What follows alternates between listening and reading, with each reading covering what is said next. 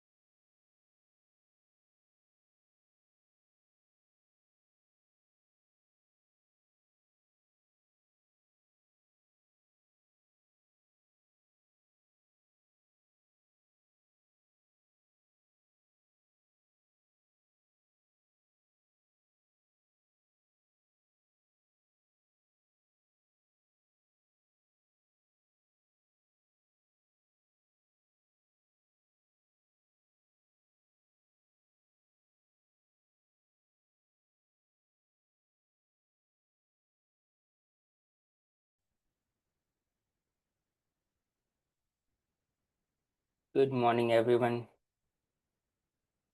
Morning. Morning. Good morning. Sorry, we got a few minutes late this morning.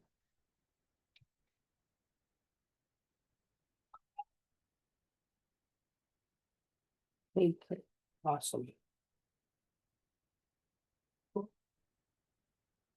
All right. Hey, let's see.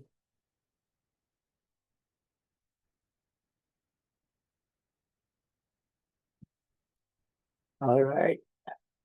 Okay. As we get started, anyone wants to share any security news from last week?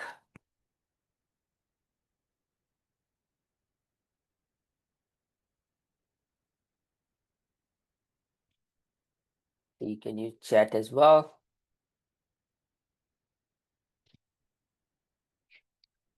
Did people hear of another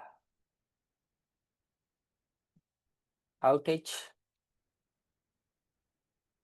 Yeah, AWS was week before last. In the last week, did anyone hear of another outage?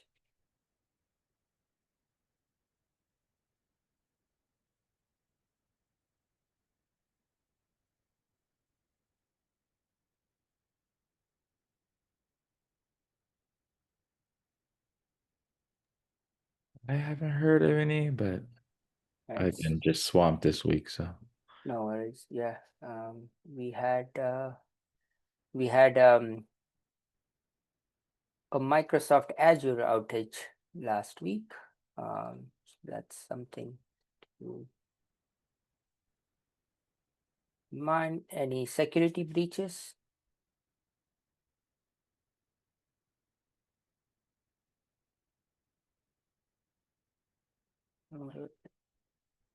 I'll maybe so how many of you guys, I know a number of you guys had expressed interest in trying to do honeypots, right? So in last couple weeks, there's been a fair bit of news and workout where honeypots are being created with large language models. So it's the positive use of the the large language model AI technology to create honeypots. So let me pull up one of the security researchers' work. Yeah, this is the one. Let me pull it up. I'll share the link here shortly as well. So this SSH LLM honeypot. If I share my screen with you guys, yeah, okay, there you go. So this SSH honeypot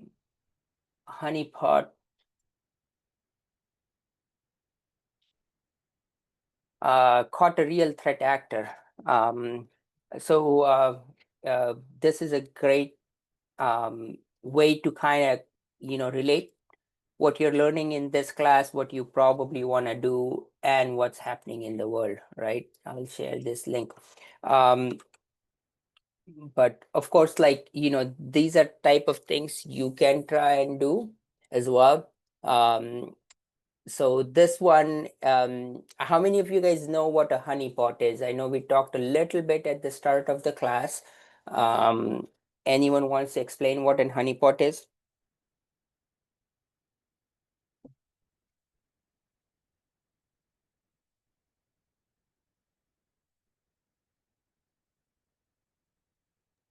Now I'll open up this one as well. Go ahead. It's basically an exploitable, a purposefully exploitable area on your network that allows a hacker to get in and believe that they've gotten into your system, but that gives you information about the hacker. That basically it's a sweet thing that attracts them, but ends up trapping them so that you're able to block them from the things that are actually valuable. That's right. So, honeypots are these purposefully built, unsecured systems so that, they could attract lurkers or people who have bad intention. And then you can kind of trap them and observe what they do. So, we talked a little bit about the MITRE attack techniques, right?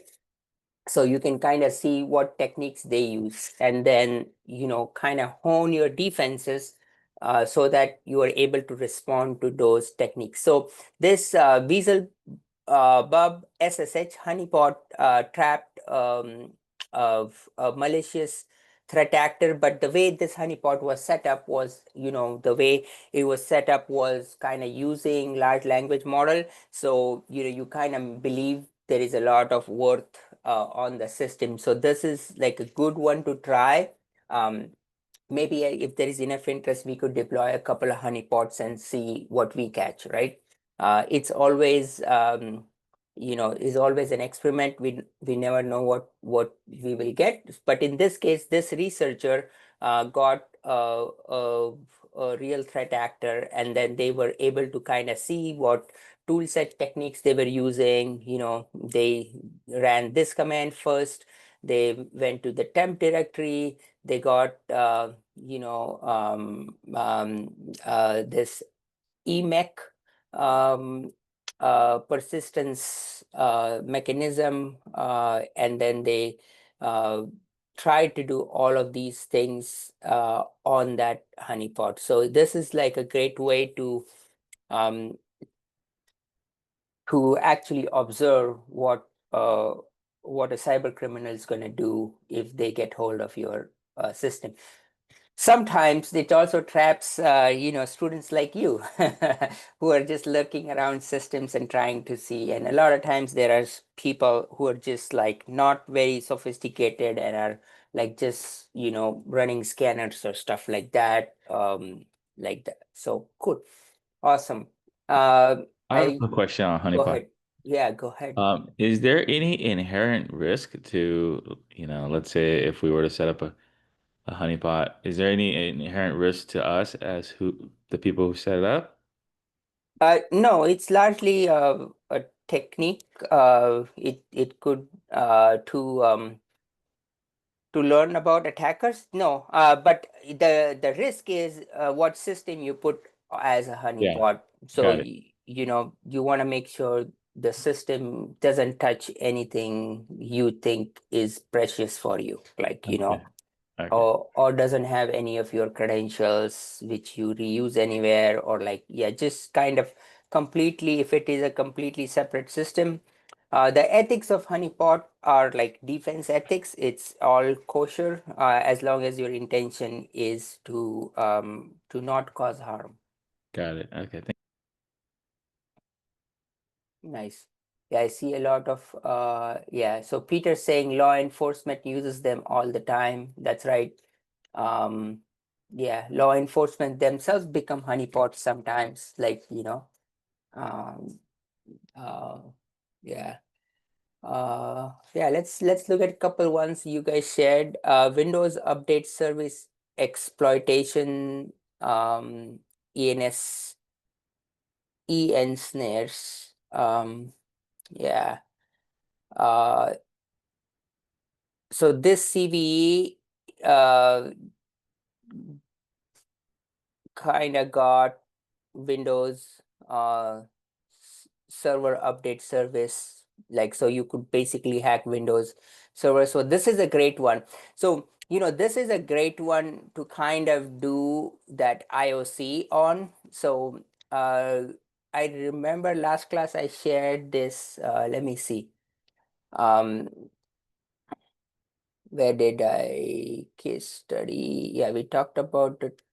No, this is this class. Okay, sorry. Last class, we talked about let me see.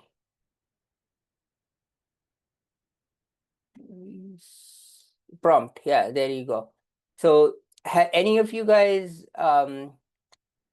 So I want to show you this in live action. So maybe we'll start the class with that.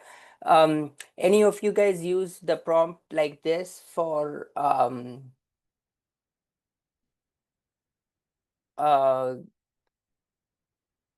for security analysis of your case study?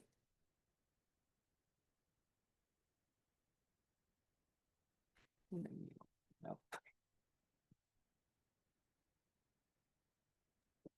The target case study? That's right. Or the previous one, if people were running late. No, I saw a different one. It had like summary, intro. Mhm. Okay, let me just give me 1 second. I'm gonna pull up. So I'll show you, like, this is something you can kind of use. Um,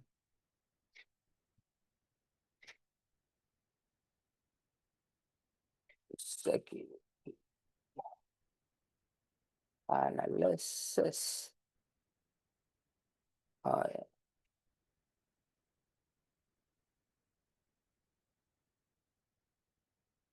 uh, so what I'm doing is um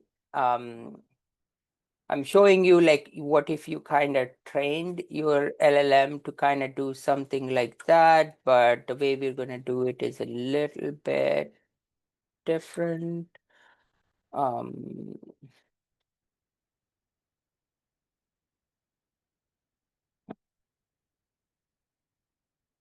so this is like a new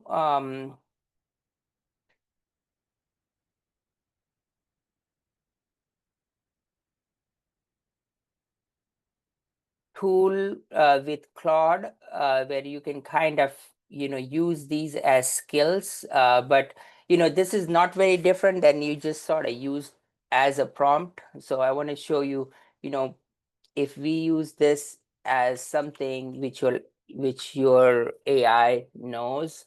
Okay. So I'm just gonna say security.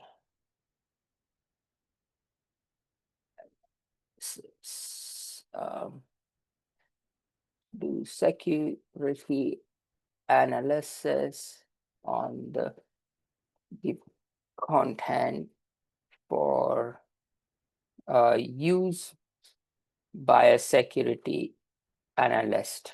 So I'll show you both options, like if you kind of had this like as a skill, and if you had this as a prompt. Okay, so I'm just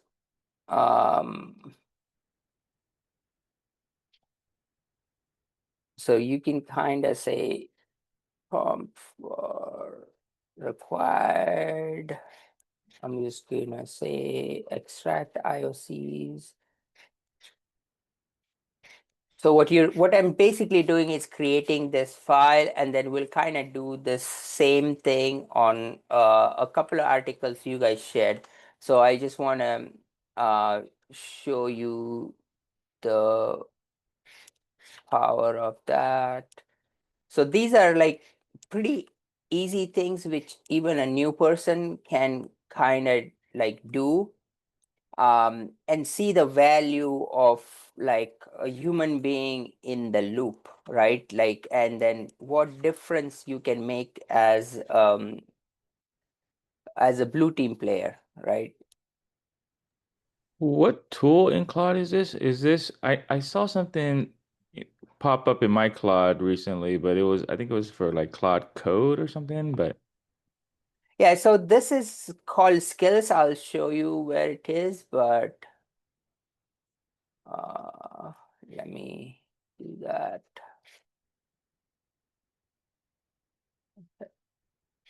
Uh, so let me finish this, just 1 second.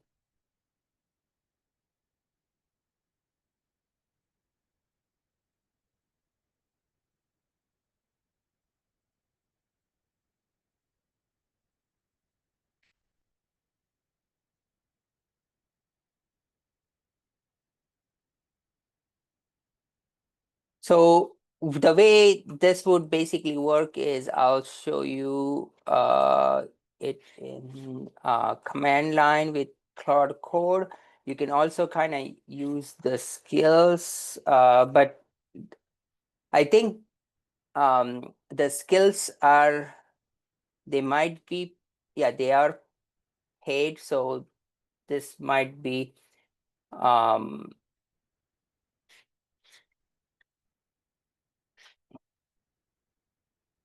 So here, if you sort of see Claude Code, Claude Code has like a whole capability. So if this is the desktop version of it, so in that you will see the capabilities, settings. So in capabilities, there are these skills. They are this is, they just release them. But this is sort of the skill you could kind of upload. But I'll show it to you on command line, and I could also upload this skill here, this exact file, and they have a little process for it. And then you can use that in your, Claude Code as well. Okay. So let's first maybe do it without the skill. So I'll show you what it's gonna look like.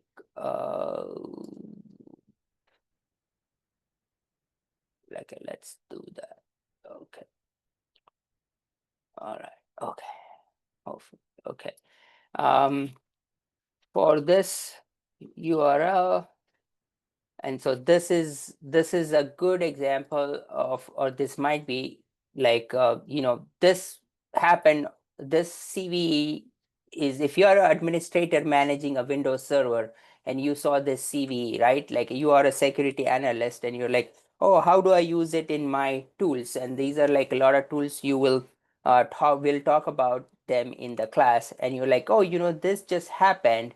Can I do something in my defense tools to trap or prevent these sort of attack? And so what you would do is be a security analyst and use the follow and use following outline analysis and outline.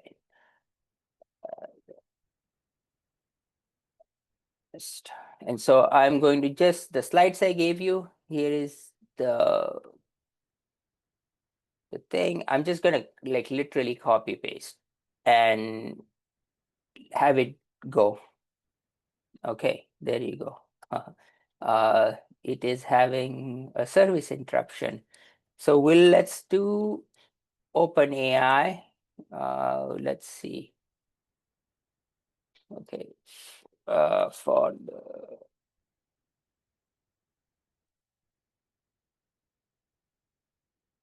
and then I'm just gonna say the URL is this. Okay, and so this is the URL. So you can do it pretty much in any of the systems. So I'm not gonna try the skill given that Claude is down right now. That's another, that will be a big outage news for a lot of people. So you see, like, this is like, it's not important the big of like, the the content of the LLM, but here you will probably see like, why humans are so important regardless of the AI or things like that, because the AI can only do so much, but the things it is good at, it is casting a wide net, being able to give you the information you are looking for. So what you're looking for uh, as an analyst for something like this is, this CVE just happened. Should I update my firewall? Should I add some rules for like a known threat vector in any of my defense tooling? And we'll talk a little bit about the defense tooling in the next class. But there is a bunch of defense tooling on the network level, on the host level, which we kind of covered in our first class, was like, that There are host level things you can do, and there are network level things you can do. And so what should you do for this particular CVE, right? And so what it is basically doing is look like how detailed it is going. It's creating a CTI package for this particular threat. And so can someone tell me what CTI would stand for if you were to take a guess? Cyber threat intelligence. Right. And you would typically use this CTI package in a lot of defense tooling. So if as an analyst, and so this all work would be like hours before, or a lot of this work would be like super uh, super hard to do if you're new in the field, but like someone like you can now do this because of the AI, right? Like it's not that the AI has become intelligent. It has made your job easier, right? Like it is kind of doing a lot of sort of work. So here is the part. So the ports you want to watch out for is 8530 and 8531. And then what URL endpoints you want to watch out for are these. The processes you want to watch out for are these. The paths you're reviewing are these. So basically, if you are a SOC analyst and you see someone with all of these characteristics on your network, like, oh, someone accessed port 8530, uh, on that port they accessed like this soap service. Someone ran, like, and this process ran, and what basically happened is from command.exe the process PowerShell was spawned. So all of these are red flags that, oh, someone is exploiting my Windows server in relation to this particular CVE, right? This CVE 59287. So this is sort of how you would go about doing that. Then you will see all the sequences and things like that. But the key part for you to extract from this is all the technical IOCs. So IOC stand for indicators of compromise. So indicators of compromise would be like, oh, someone's accessing port 8530. So this particular flaw wouldn't happen on, like, a HTTP port, which is port 80, right? Like or a HTTPS port, which is 443, because the service has nothing to do with that, right? So this is kind of type of things you want to extract from something which happened recently, because typically what happens, and that's like largely like, if you can do that as an entry level analyst, you are already like way ahead of the field, because a lot of people are still struggling with, like, the tooling or things like that. But in your case, you are already working like a senior analyst, right? Like a level 2 SOC analyst, where you are actually looking for recent threats, and you are fine tuning your defense for those threats. So this is the power, or this is a new power available to someone who is a junior, right? Like, so uh, keep that in mind and try to use that in your reports as well. You will see, like, in case of target or anything which we'll cover today, you will see like all of these things would have helped, if they had at least one person in their security team who got ahead of things, right? Like in that sense. So that's one of those. Let's see if any of you guys could have a question. Chanel saying you don't see the prompt on the week 2 PPT on Canvas. So the updated PowerPoints are Google Slides, which I shared in your announcements. So if you go to the announcements, the updated slides are in your announcements here. So use the slides from those. Okay. The one in the canvas are a little old. They are just a older copy, but the ones in the announcements, you will find them. Okay. All right, let's see if someone else has. Okay, Lisa had one of these.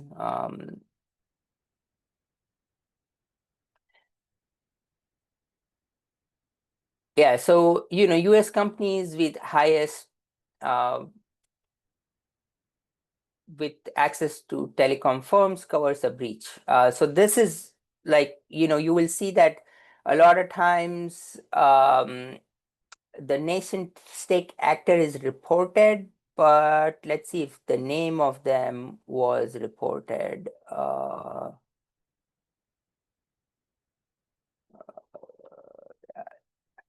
Yeah, typically, yeah. So this is good, but it's not super helpful because you don't really know which they will probably just call, like, the the nation state is China, but like in terms of, like, the MITRE attack, nation state actor names. So what you want to be able to kind of get to is like a lot of these groups have these names. So you'd probably have heard of like APT1, APT42. Is there one here? Yeah, APT42. So, this is sort of level you want from an article sometimes, then, because you want to be able to attribute an attack like this to a known hacker. Right?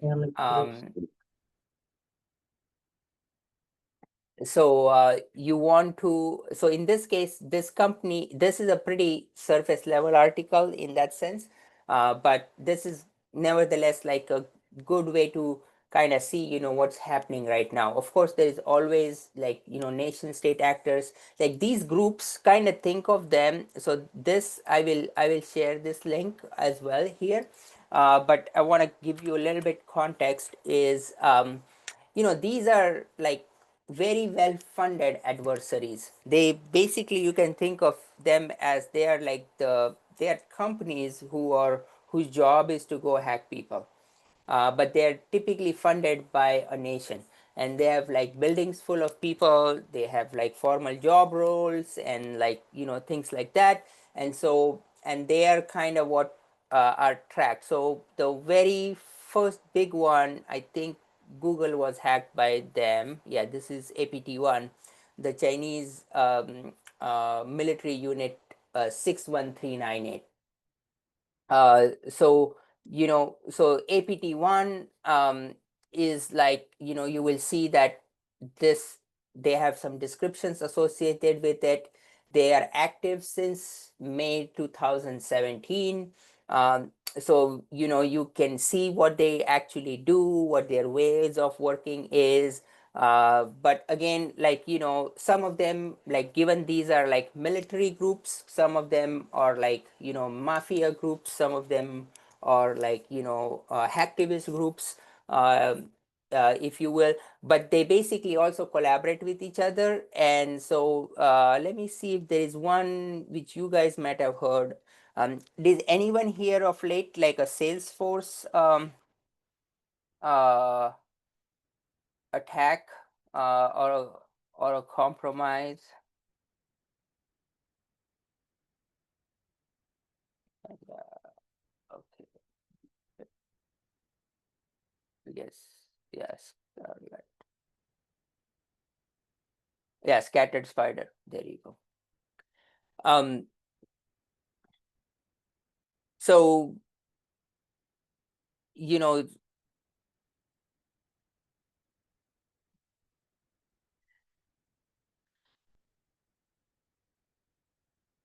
Yeah, they don't have a Salesforce reference here, but like, this is an interesting group. Like, this is a cyber criminal group. Like APT1 I showed you is sort of like a nation state sponsored group, right? and Scattered Cyber is like a criminal gang, and they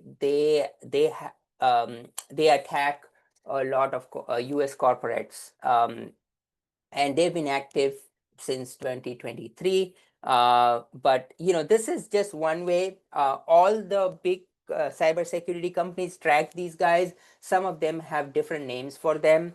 But MITRE being like a Uber source, usually you want to kind of go by names of MITRE. But like CrowdStrike and Palo Alto Unit 42 and things like that, they also track these guys, and they sometimes have a different name for them. Okay, cool.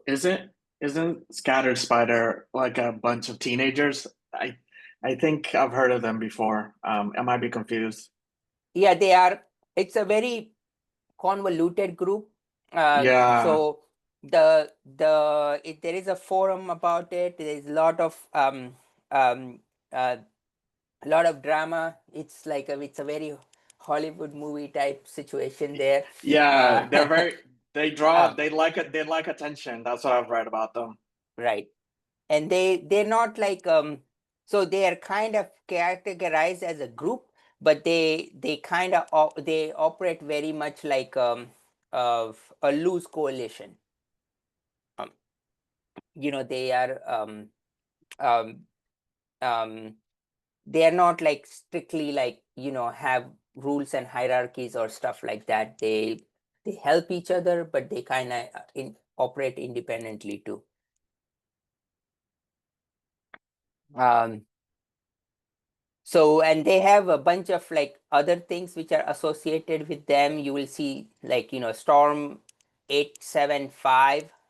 So it's but it's kind of interesting to kind of know a little bit about the genesis of the attacker, because when you are kind of looking at threats, you want to kind of keep that in mind. And some of them like so for example, Salesforce has like a dedicated team trying to protect them against Scattered Spider, because they have targeted Salesforce pretty um, narrowly. So so you really then at some point you have to kind of start to get into the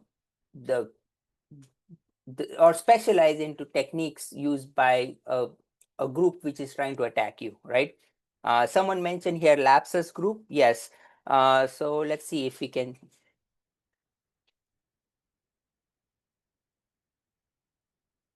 Yeah. That's just an alternate name. Say again. I believe Lapsus and Scattered Spider are just different names for the same group.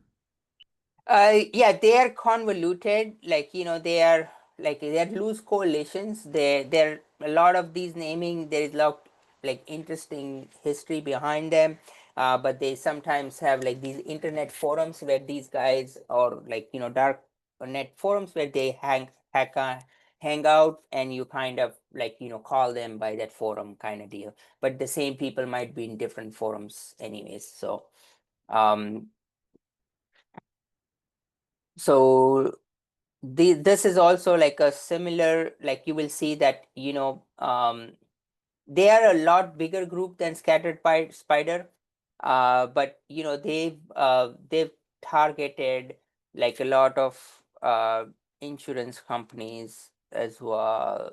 So you will see their techniques they use, and their primary tool is Mimikatz. Like you can kind of see like how they are again, like these are like teenagers. But the another one is Lazarus. So this is a criminal activity from from Korea, not South Korea, North Korea. And they operate very much like a nation state actor, but they are largely trying to get money, not like IP or things like that. Cool. Awesome. Any questions, comments on this before?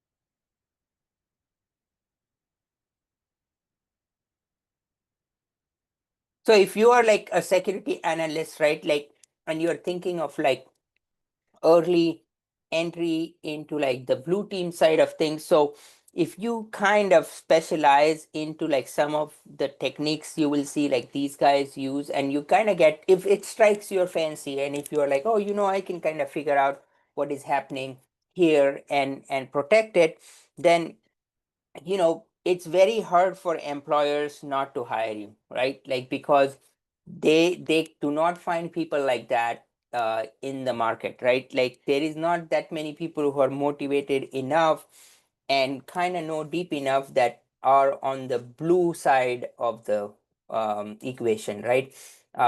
Typically they have to go through like years of training before they become that motivated and trained, right?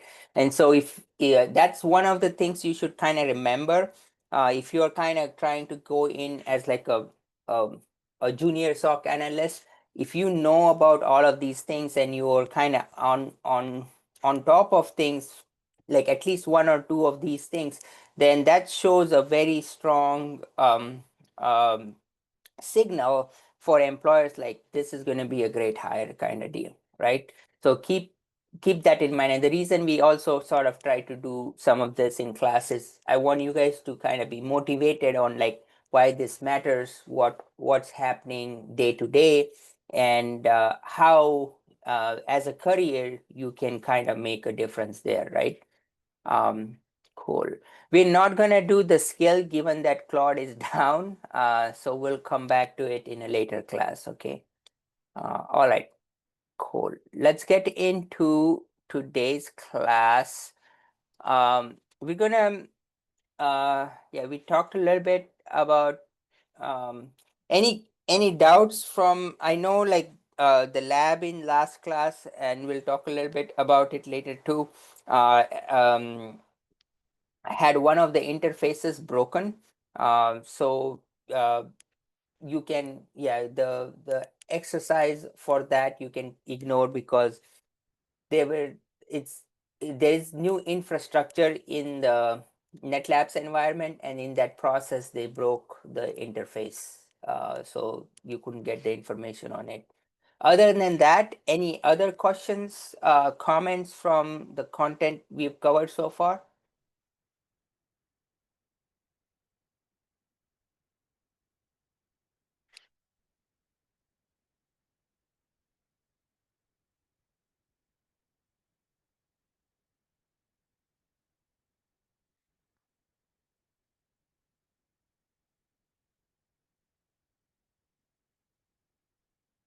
All right.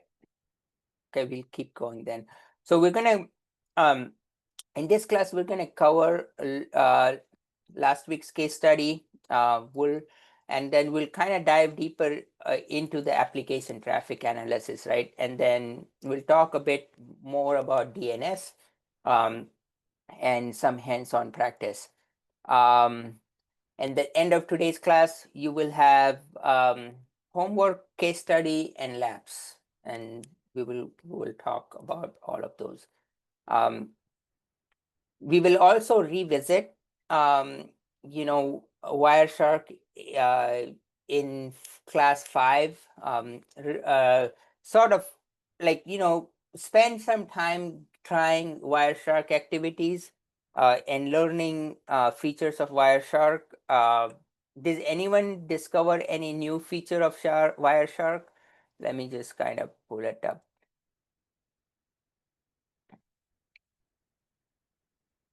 Has anyone used the graphing feature?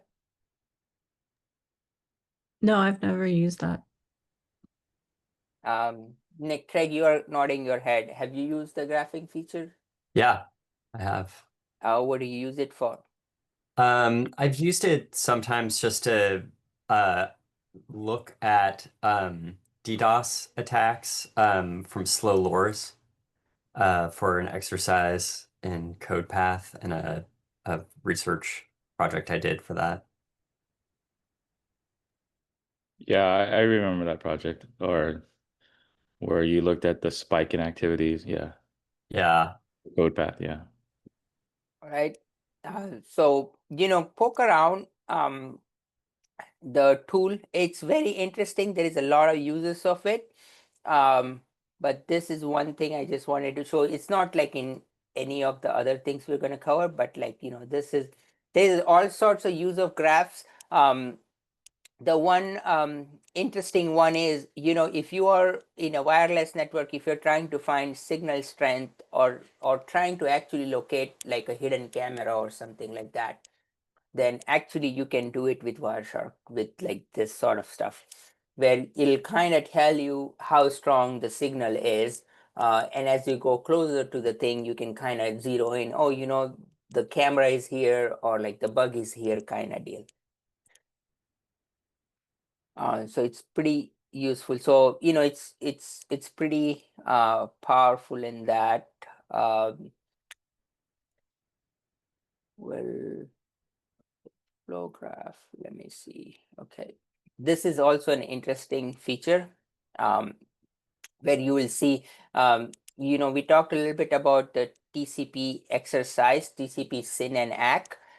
So you can sometimes see like, or this is all UDP here, and if we filter it by TCP, then you will see that flow graph. So I'm gonna like, maybe if we,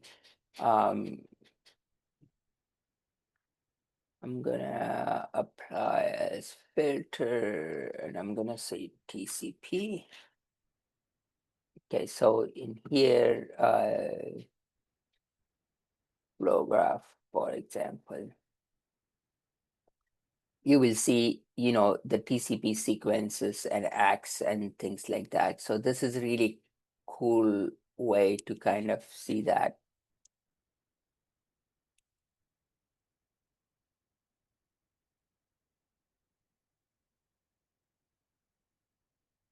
Cool. All right. So those are a couple of features. We'll keep talking about more. What was the last feature called? Was that called flow? Flow graph. Oh, okay. Yeah. Thanks. And is that just this, what would be in like Cisco flow packets, or is that its own thing? No, it's just the flow of, you have which packets are going where. So if you want to kind of see what's happening on my network, and you will see that, the 172 is sending, to 144, and you can kind of see who's talking to him, whom, and how it's working. So you can kind of, if someone is doing like a SYN flood, you will see that, like, you will, like, it's just a way to visualize the network flow. Got it. Thank you. Okay. All right. Another feature I'll maybe show you here is like, let's say, yeah, destination address this. So you can kind of go into any of the packets and you can apply that as a filter. Have any of you guys used that?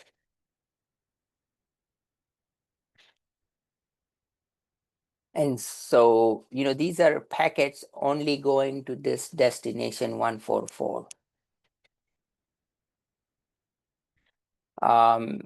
And this makes, for especially people who are new, like, this is a great way to kind of narrow things down.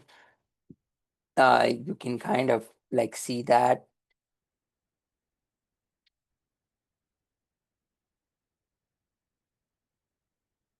Cool. So you can kind of make uh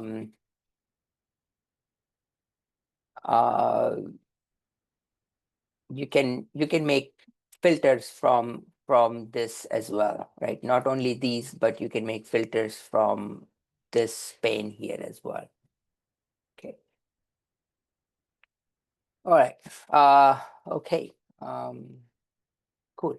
Let's talk a little bit about the target case study.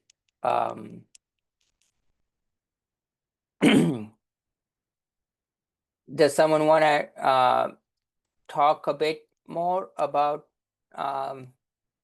their analysis? And then we'll kind of talk as a class. Someone wants to volunteer to talk about target? case study?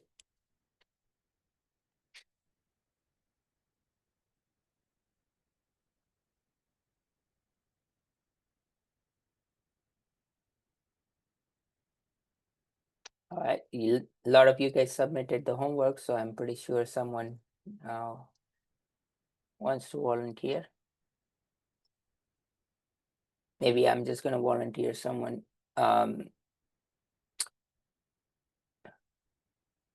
See, Lisa, do you want to volunteer? Sure. Okay, go ahead. Okay.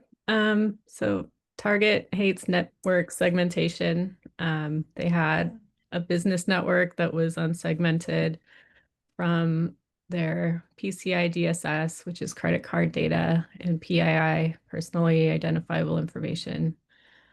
Someone phished a third-party contractor of Target's that controlled their HVAC. The vendor's name is Fazio Mechanical Services. With those credentials, they're able to get into Target's billing business system.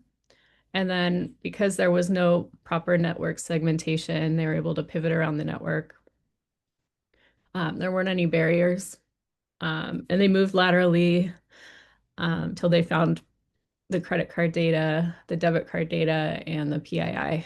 So about 40 million customer credit cards and debit cards were stolen. 70 million customer data was exposed. The attacker made RAM scraping malware called Black Point of Sale, and they're able to scrape off the data from the memory on the point of sale devices. Then they aggregated the data and they exfiltrated it to a server in Russia. It happened during the Christmas season. And then the worst part is that they had the security tools, they saw the alerts after the fact, but no one addressed those alerts in a timely fashion. So I think there might have been some alert fatigue. Maybe their FireEye wasn't properly tuned and they were overwhelmed by the number of alerts. Maybe people were out of the office because of the holiday. That's it. Nice. That's great. Awesome. Someone wants to add to that? Just really quick, I was reading how they were scraping the data from the point of sales machines, how before that data is encrypted, then the software that the program they're using would scrape it while it's still in plain text, like that little window between when it's encrypted from plain text to encryption, they're able to scrape the data right at that moment. So I thought that was super interesting and super sophisticated and cool, actually. Nice. Does anyone know what tool they use to scrape? It was their own tool and it was called Black POS. That's right. Nice. Cool. Anyone wants to add more?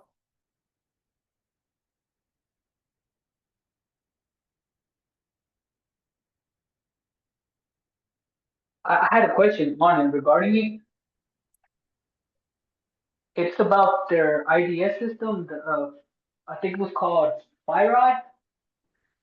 I read that it could have automatically deleted the threat, but I guess there was some, I think like like there was an issue regarding how much capability should the IDS have in that instance.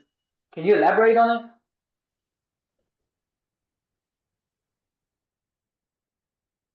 Can you rephrase your question? So I guess there were issues regarding like how much control we wanted to give to, or Target wanted to give to their IDS system. Can you elaborate like how much control do you really want to give to an IDS system in order to neutralize a threat? An IDS system is just a detection system. So, we'll talk about it in the next class, but the system which actually has any capability to do anything is IPS system, which is intrusion prevention system. IDS system is is a passive system. It just sort of detects stuff. It's kind of like your fire eye just telling you things are not looking good. It won't go and fix it. The system which goes and fix it is an IPS system. So that's the difference. An IDS system is a passive system, so I don't think there is a conversation there on how much control an IDS system has. Oh, got Is it. that Thank you. okay? Cool. An IPS system will go, patch servers, fix things, close ports, stuff like that. But then again, a lot of these systems, are limited. That's why, like, how many of you guys have heard of the newest CrowdStrike, the last year breach, or like the incident, not just the breach, the incident? People know, like, the people stranded at airports because of CrowdStrike. Oh, that was they shipped an empty update. So it just bricked a bunch of stuff. So there wasn't a breach. Right. At least So yeah, that's because they had kernel level access to the machines, right? So a lot of these systems, like CrowdStrike, is EDR. yeah, it's a MDR, like, yeah, but it's a detection and resolution. So which is like which can act as well, but when it acts, it has almost kernel level privileges. So the security tools have really, really high privileges by default for a lot of these, to an extent where, like, in case of like CrowdStrike, they could just break the machines, right?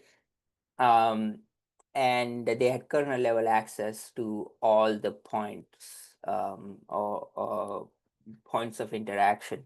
So yeah, a lot of these tools are, how many of you guys have heard of the SolarWinds breach? So these are all security companies which end up like causing sometimes problem because they have too much permission. But even the trend in industry is just, in general, the security tools do have a lot of access. So I don't think in Target's case the issue was with the IDS system. It just, they probably their IPS system was not set up right or something like that. Cool. Or it was more like, IDS system was non-existent, and no one acted on the IDS system. Cool. Can someone tell me what protocol was used for this data exfiltration?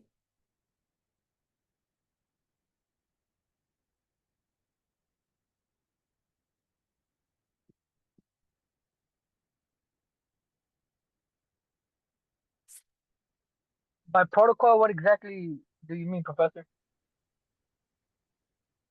Like the looks like protocols, yeah, They use HTTPS and yeah, FTP.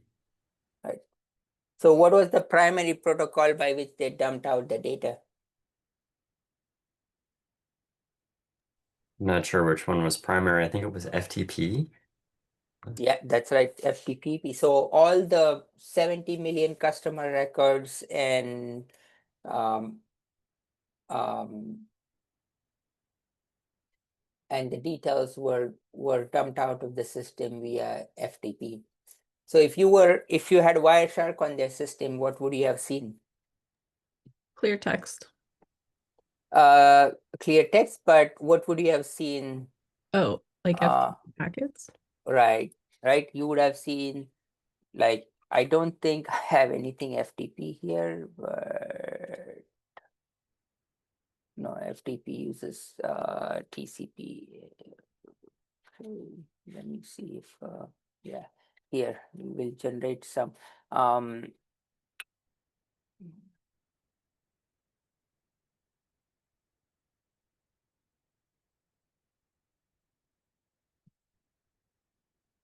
Okay, so give me a minute. So I'll just generate some FTP here.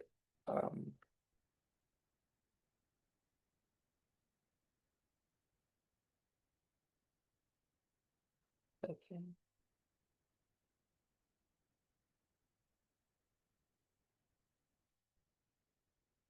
Yeah, we'll see some traffic.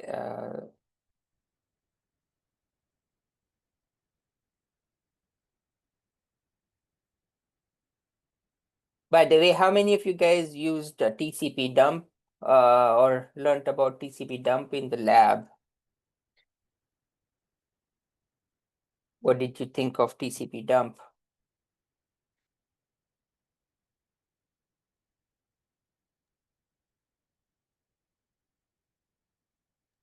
I think that I gathered that TCP dump was like Wireshark, just without the graphic interface. That's right. What filters would TCP use?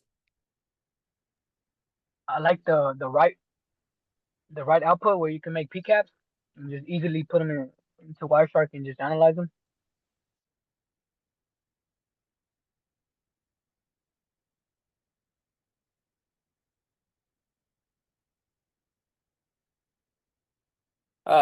What are the filters in? We learned about two type of filters, right?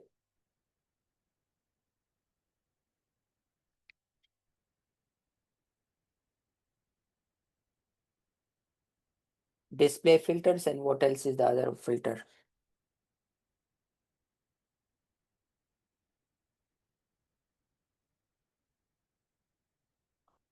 Capture Oh, filter.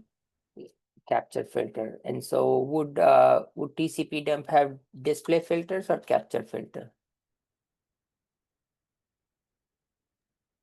Capture. That's right.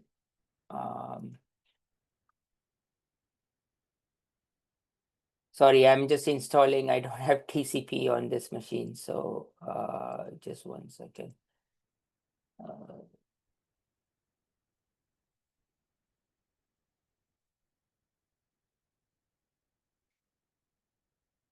All right, let's see if this one works. Okay.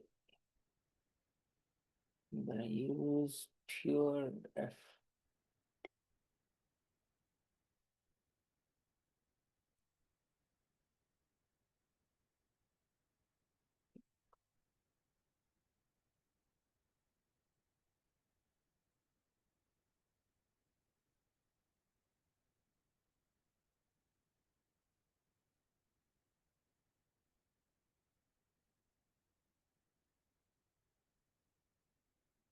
Okay.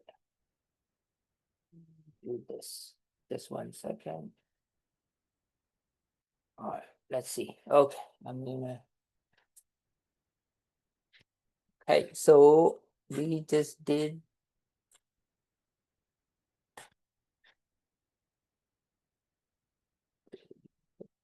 So what was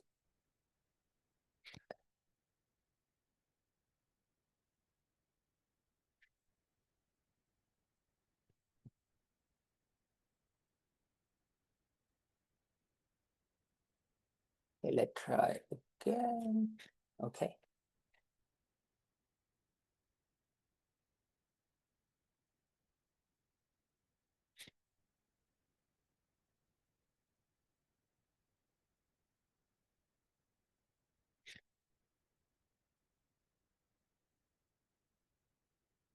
Just 1 second.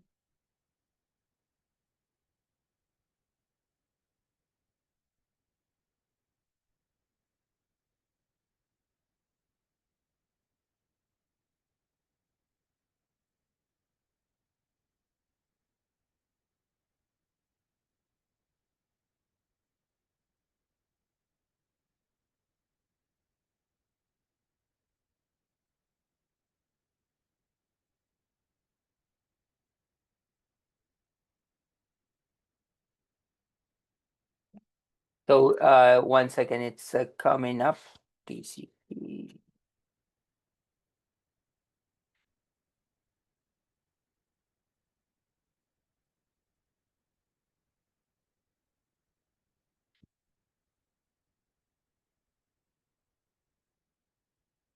All right. So I'm just going to do this, apply as filter, and oh,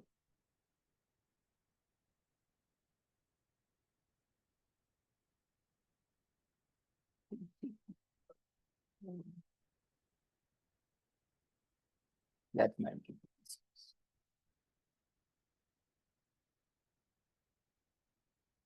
Okay, there it is. All right. Okay. So so I just ran a FTP command for this this test server. So if you would see, like, so FTP is on TCP port 21, but you will also apply that as a filter to, let me see. Okay, there it is. So you will see all of these things. So the interesting thing, can someone tell me what's really wrong with FTP by just looking at the commands on my screen or the content on my screen? Sorry, what did there you go. Can someone tell me what's really wrong with TCP? There's no encryption. That's right. So what are you seeing on the screen? I assume just clear text. Yeah, plain text. Yeah, you're seeing a plain text password here, right? And so the you see the request with password, this R and ends with U. Mm. So if someone were on the network with a Wireshark and someone is doing a FTP session, what's happening? So if you go to a wireless cafe and you set up Wireshark and you start capturing traffic, and if I was running this on a wireless, sorry, on Wi-Fi of a cafe, and someone there was using Wireshark, what would they have seen? Your user and password. That's right. So this is sort of like why you want to think of, like, this is, like, of course, like, no one uses FTP anymore. They use SFTP, which is secure FTP, but even that has problems, but it's not in clear text. So this is the big problem. Yeah. Cool. And what, like, in case of Target, you would have seen a whole bunch of traffic like this, but not just that, the length of that FTP traffic would have been crazy, right? Like, and so that's one of the things you would have seen. Again, it was in 2014, so that's like a little bit when people would still use FTP a fair bit. So Wait, I got what? a question regarding the way they scrape the RAM for the POS system. How to how would they encrypt their POS systems in RAM in order for the threat actors not to get to that information or to that data? Uh, yeah, so there is lot of issues with that, and later we'll talk a little bit about a tool, actually not in this class, but there is a tool like called Velociraptor.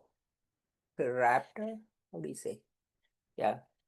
Um, let me see how we say this. Um, yeah.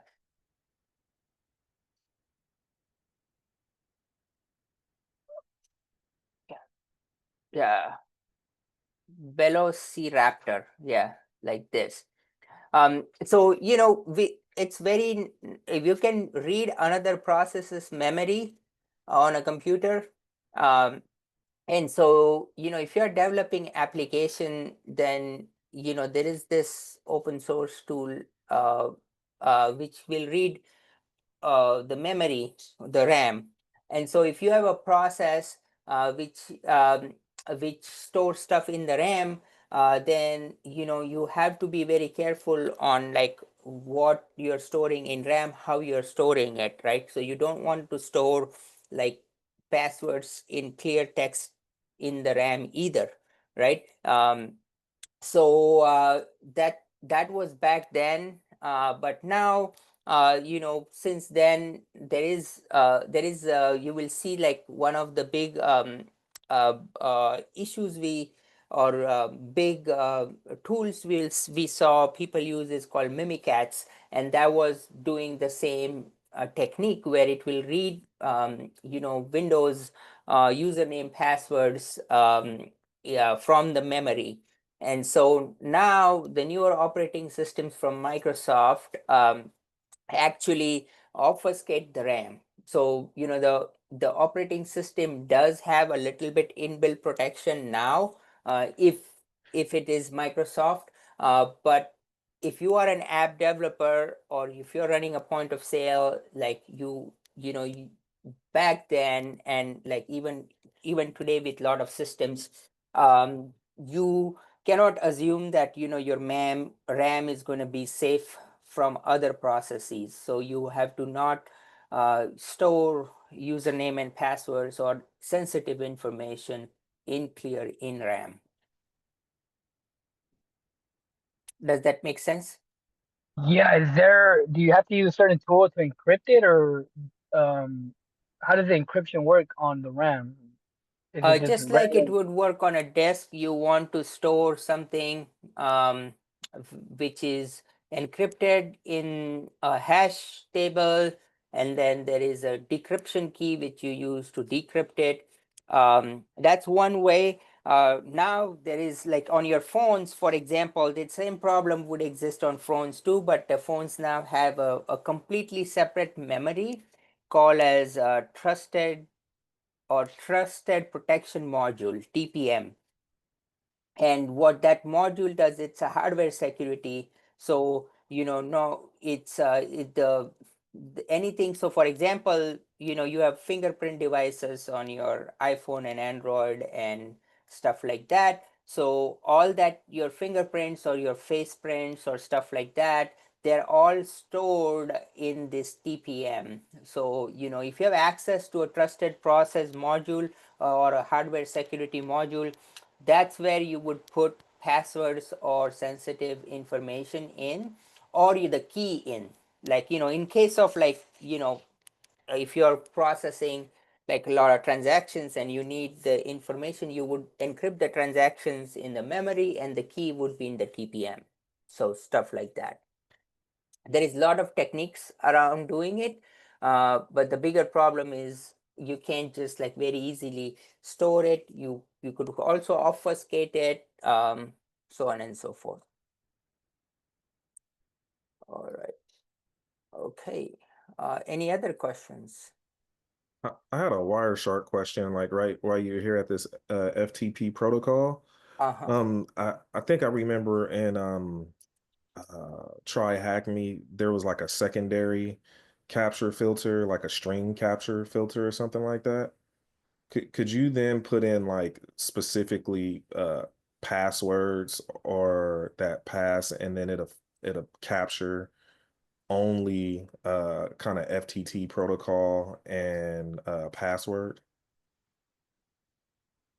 That makes sense. Can you say it in a different way? Can you dial in the filter with that with this?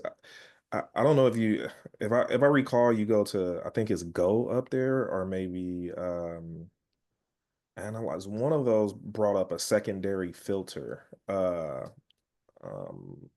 where you can, and then you could put string filter. Yeah, you can do that. Right. And would that allow you to kind of dial in only on like password or username by using that secondary uh string filter? Yeah, you can. You Okay. can. You can. So let me see if this might be easier to do. Uh,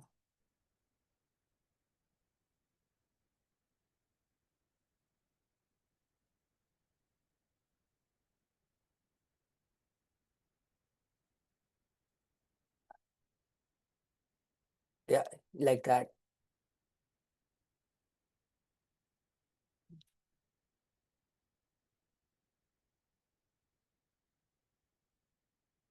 So this is just gonna give you that, like the info um, is that string.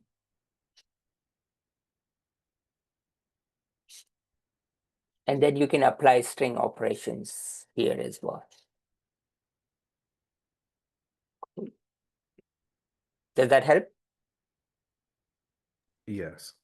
Okay, all right, okay. All right, let's see. Okay, we're gonna take a break in a little bit, but let me get through this. Okay, so okay, so let me see. Okay, cyber threat. Sweet. So in case of target, right? Like the key thing you want to kind of look at it is like these are the extracted indicators of compromise for that, right? The malware use was black POS, a variant of that, right? And so that's the malware use. So let me actually even go. How many of you guys have seen Virus Total? I have. So it's sort of like a search engine for let me see if it does this for malware.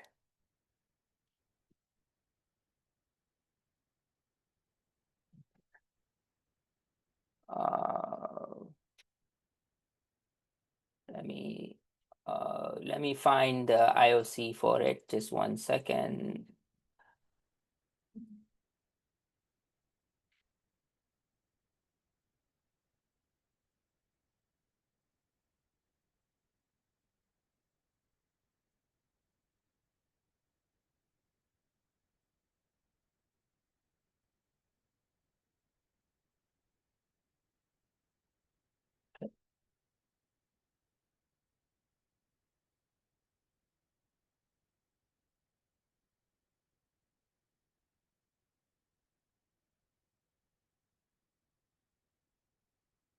Just 1 second. It does have a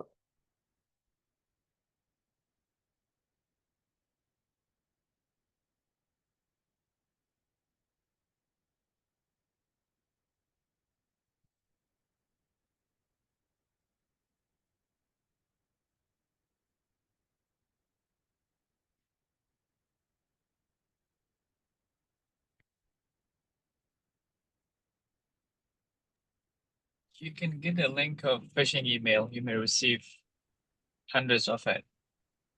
yeah, no, not that. Let me see if I can find that exact black POS. But actually it looks like it's a variant, so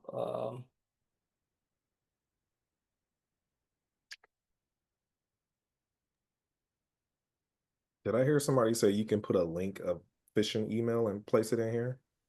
yeah, so you can put in like a URL too. So like, I can check like, like HTTP, like malware.com, like, is this a good URL or not?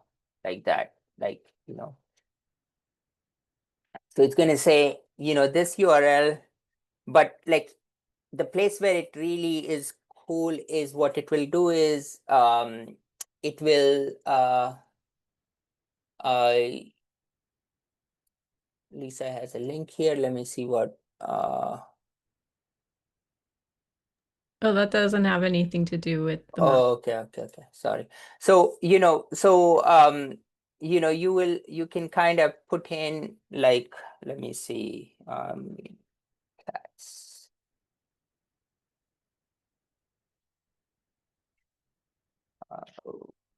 so you can put in like a URL, IP address, or a file hash. So, let me black ops. So POS file hash is kind of what I was looking for.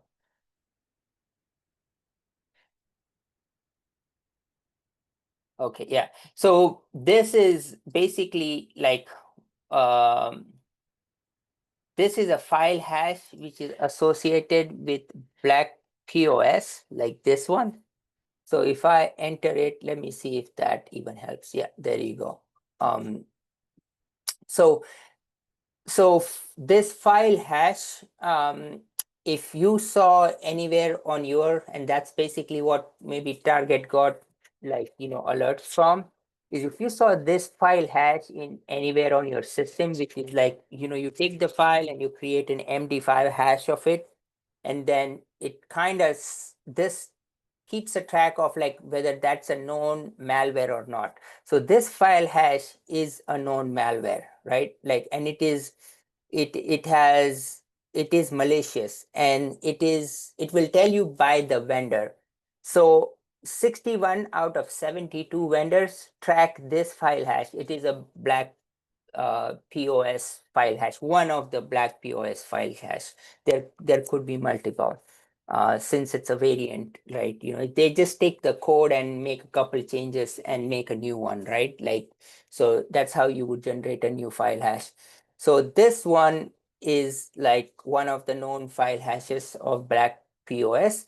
And so all of these antiviruses here flag it as or vendors. Now there's a new version of antiviruses, but like back then it would be just the antiviruses. So this all will mark it as like a virus, right?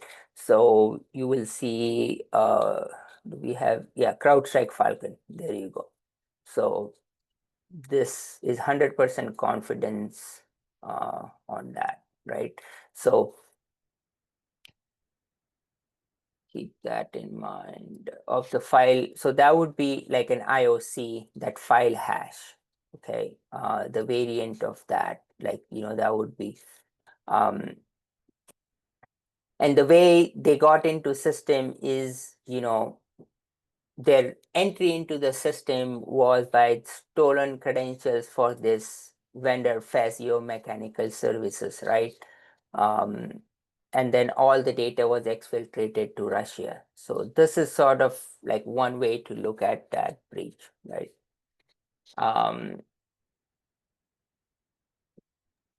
And this is important. This kind of, if maybe I'll put like just a brief, like a takeaway, uh, the technical side you kind of discuss to the core of it, but on the other side of like um, what defense methods should someone like Target use? They shouldn't give their vendors like, too much leeway. Like, their vendors should be held to a higher security standard as well, right? Because one of their vendors compromised credentials kind of got this thing started, right? And again, the bigger thing which they had is like their networks were not segmented. So, the vendor portal leaked down to their rest of the systems, right? So that's sort of one of the blue team takeaway is, make sure your vendors are also held to a higher security standard. Okay. We talked about this a bit, the known malware on the point of service terminals. This was all sort of internal network, and then, they exfiltrated out with FTP into their drop site, right? So the timeline of the data breach, uh, you know, uh, Target was certified, as PCI-DS compliant in 2013, and and that was the same time the attacker stole the the credentials. And fast forward like 4 months, they had 70 million data records stolen. So it's not short, right? Like, so keep in mind, this happened over a period of 4 months, more or less. So that's like so for a lot of these huge attacks, this is like one key lesson people want to keep in mind, that attacks don't happen overnight, right? They take weeks and months, and so that also means the defense team have that much time if things are caught in time, right? Like if they would haven't known about this even in like, week 6, for example, they could have still stopped the exfiltration, right? So and that's why the whole MITRE attack technique, kind of is around like, how attackers want to get a permanent hold in your network. They don't like steal things right away, right? So keep that in mind. It's not a hit and run. It's always like a long game. Cool. You know, you can read a bunch on some of these links I have here in the slides. Krebs on security has like a really good deep dive on this.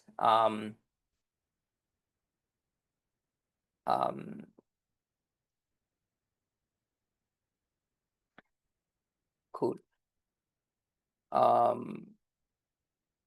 The HVAC vendor had like not a higher security standard, so that kind of caused that.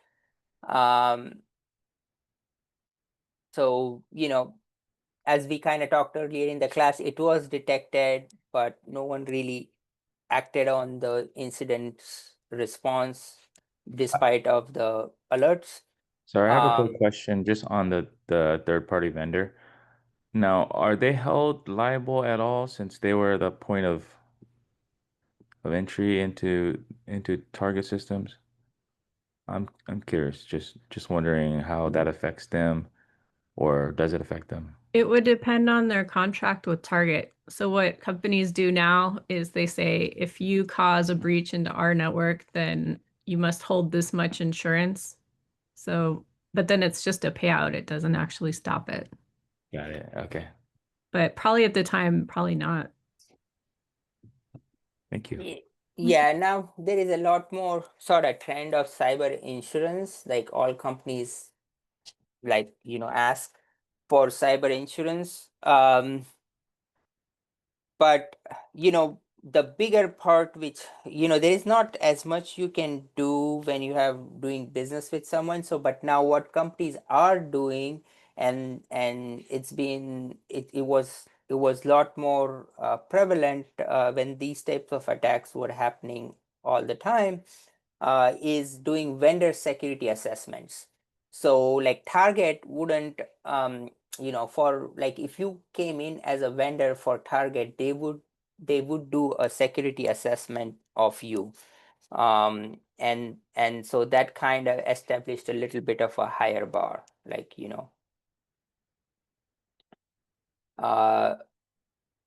but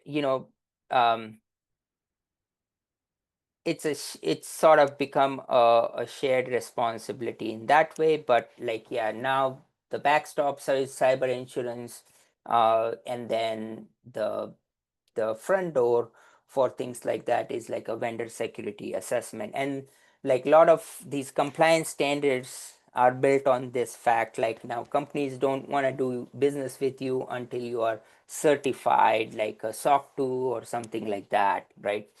um, Cool.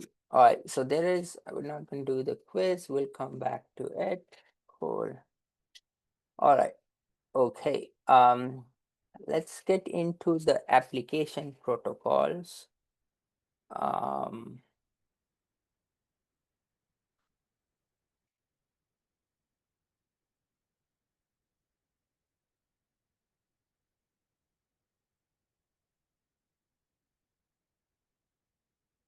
Okay. Awesome. We'll talk a little bit about DNS.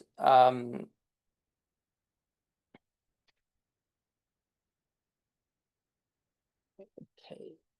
I'm gonna do that in a little bit different way. Okay. How many of you guys use your own DNS server at home?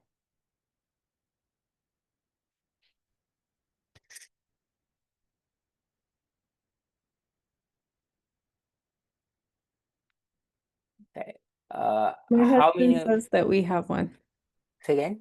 My husband says we have our own DNS server, but I did not know about it till just now. Okay, great. Okay, let me see. Okay. So maybe let's take a look. What does DNS do? It's like the address book. Right. So let me pull up that and then pull up that.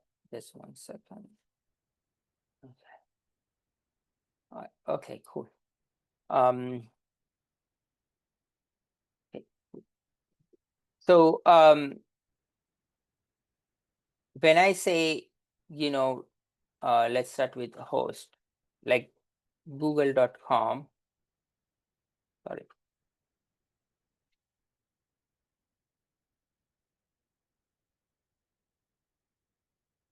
So what has this command told me? That www.google.com has this address 142.250.191 and .36, that's IPv4, and then a much longer IPv6. So this resolution of like the human readable name to this computer number of IPv4 or IPv6 is done by a protocol called DNS. Let me see if that was caught.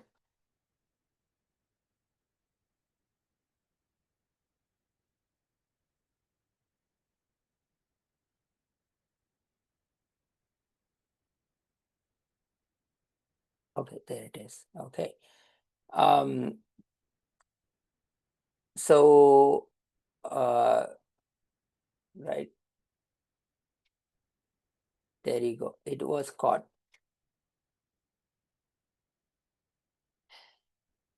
So if you will see here,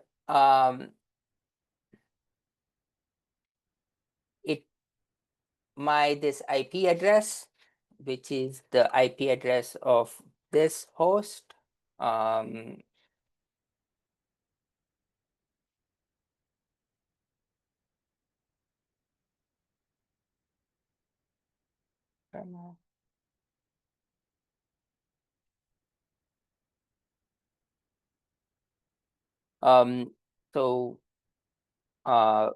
this is the IP of this host, 172.62, and then this 8 dot this IP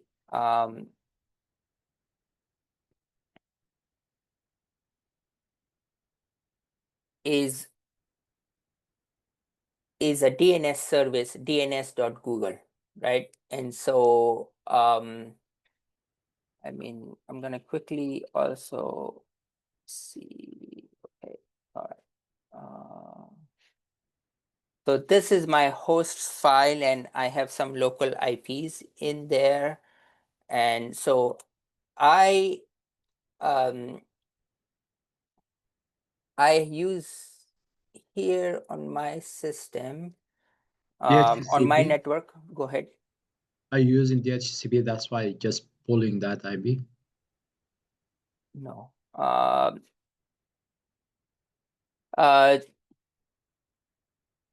Okay, good. So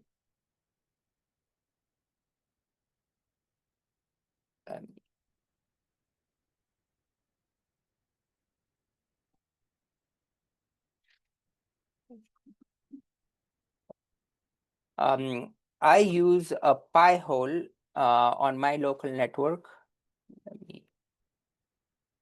There you go. Okay.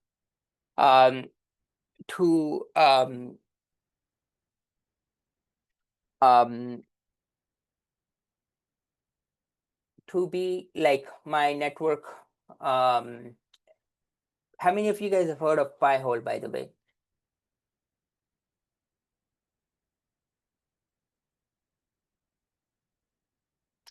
Craig, has anyone else? Davis has not. So, it's just like a simple, mechanism to block a lot of like ads and malware sites, because a lot of sites kind of phone back home, or like they will put like these little implants and things like that, where they want to track you, right? So on my local network I use Pi-hole, but the point of DNS is like, if you use your Comcast DNS, and it's sort of one of those things where uh, you know we don't have as much trust with our we as in like consumers don't have as much trust with our network providers like Comcast.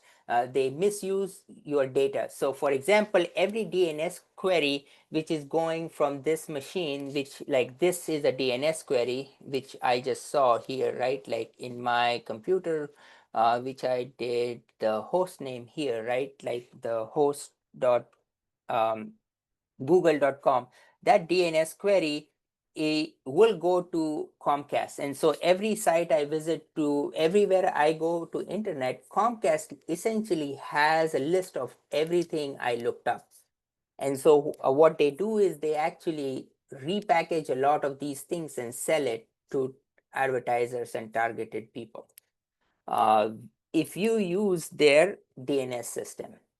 So what I kind of do is I switch out. So Pi-hole is my frontline DNS, like everything goes through Pi-hole on my network. But in order for Pi-hole to go look for a site, what I have it set up is to, let me see if, yeah, so I have it set up.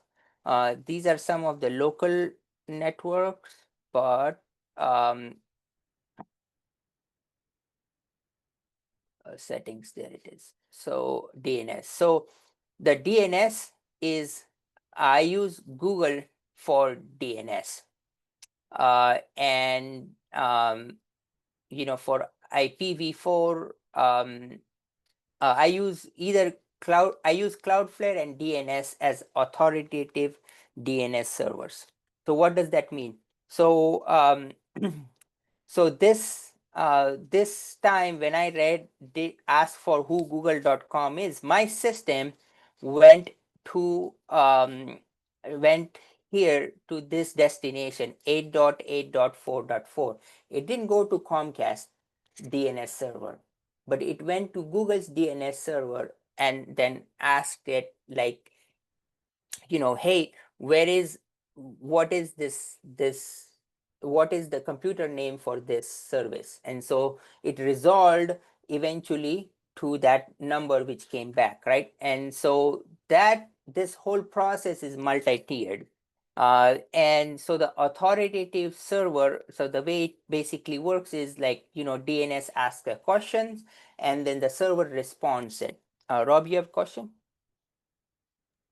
I guess just from a privacy perspective, I know you were saying how, like if you're going through Comcast, they would package, possibly, your data and sell it. Now going through Google, wouldn't Google just do the same thing? Only it's Google selling it, not. Yeah, so Google does promise that their DNS servers doesn't collect anything. Okay. Okay.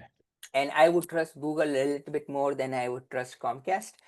So it's an issue of trust, and a lot of people don't trust anyone at all. So that's why I was asking. A lot of people actually run their own local DNS server, which will do a lot of these things themselves. So there are several hardened DNS servers which you can actually run. So Cloudflare also does the same promise. So this 1.1.1 is the public DLS resolver from Cloudflare. This is, they will like here. So they will promise that, they don't store anything. You know, that's what Cloudflare, yeah, see, fast, free, and private. So this is the same promise Google also gives with their DNS server. But this basically says like, it's again a promise. We don't know, like in the day, like, about trust, right? We need to Um, read the fine print. right. So this, at least they kind of, it's not in their business model to commoditize that, whereas we know for sure that your that your network provider is doing it. We know Comcast does it. Like Comcast does package all your queries and sells it. We know that. And so that's at least we know that no one's reported Google does that, or they use it internally either, right? So, but you can also, like, if you don't trust Google, you can take it off and just do Cloudflare too. So this is one way to kind of do it. But I wanted to show this first from like a very broad perspective, like why DNS is so important and why like a lot of internet like depends on DNS and a lot of things you hear about DNS. But as security students, this sort of stuff you can do yourself. But if you don't want to run like something on your local network, you can always go to your, like, this is my Chrome browser. You can, any browser, you can kind of, you can set your DNS. Let me see if I can. Yeah, so you can actually set your site settings. You can set DNS in your local browser as well. For that local browser, you can go to that particular one. So where is the setting in Is this where Chrome? you whitelist or blacklist websites too? Let me, no, yeah, you can do that too. Let me search quickly. Chrome DNS settings. Okay, security, privacy and security. And security, do you see any security here? Okay, privacy and security. Okay, security. Okay, there it is. Yeah, use secure DNS. So here, like, DNS provider. So here, like if you go to privacy and security, you can select your DNS provider. And so here, if you are not running something like I am, you can just select Cloudflare, or you can select any of these guys, right? Like OpenDNS, like, and so I use OS default, but like my OS default goes to my network default. So it's a tiered system because your computer goes to operating system to ask for a DNS server. Then the operating system checks on the network and sees if someone on the network is it going to be a DNS center. So in my case, for example, this Chrome here goes to operating system. The operating system says, oh, my network is configured for Pi-hole to be the DNS. And then Pi-hole looks at itself and says, oh, my authoritative DNS servers are either Google or Cloudflare, and chooses one of them. So it's a tiered system. And then, Google also then kind of has like a list of DNS servers. You would go and take a look at it. So I'll show that quickly here. For example, if I were to do dig -d, okay, so you will see that I'm trying to find the answer for where is google.com. You don't have to use -t, but it says, oh, it's in the namespace of these root servers. And then it kind of came back with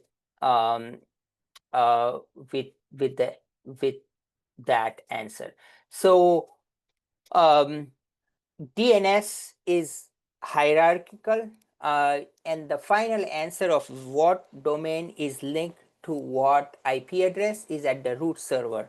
So for example, if I set up an IP address for myself, then I will set it in my DNS server. A lot of you guys might have heard of Cloudflare or something like that as a DNS server.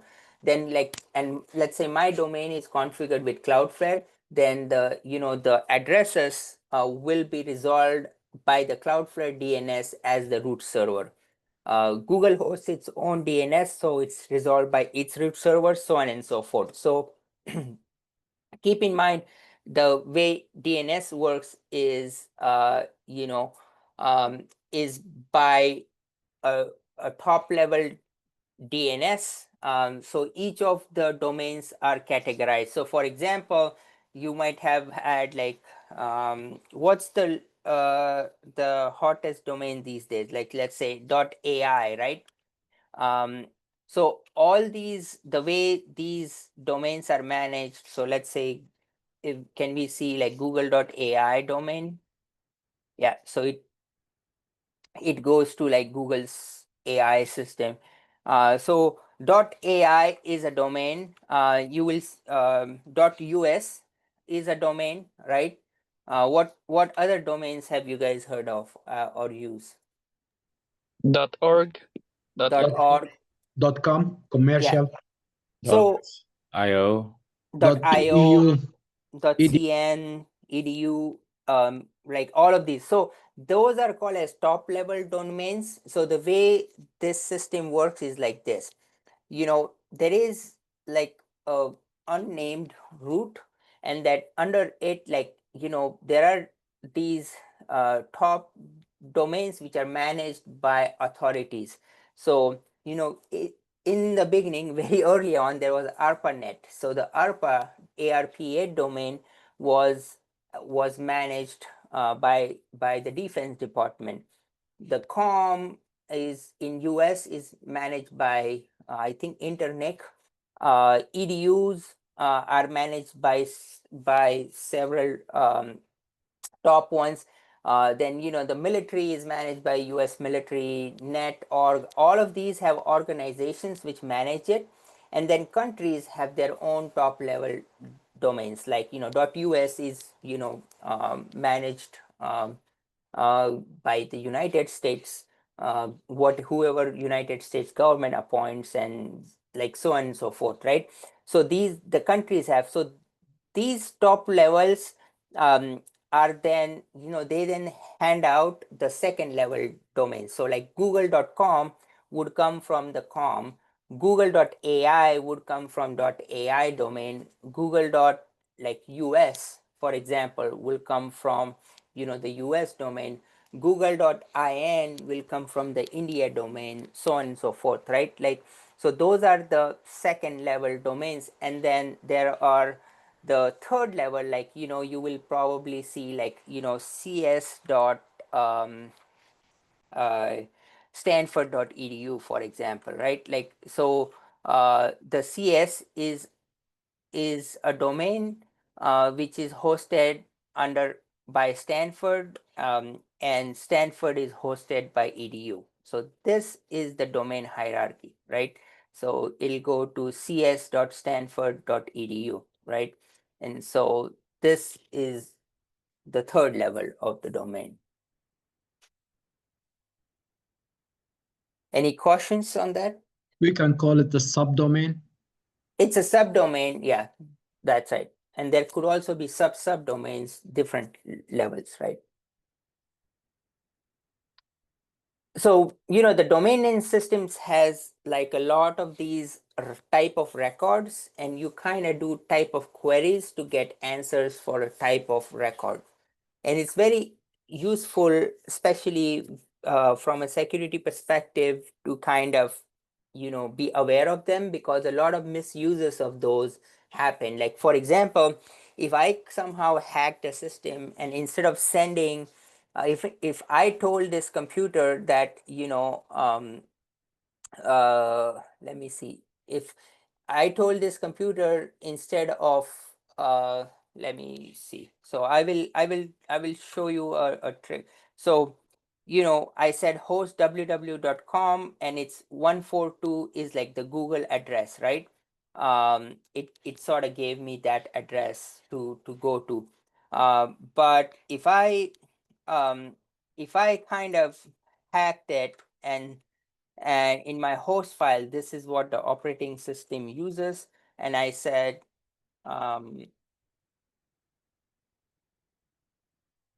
you know what? I'm going to say 197.0.0.1 is www.google.com. It's completely like a random thing.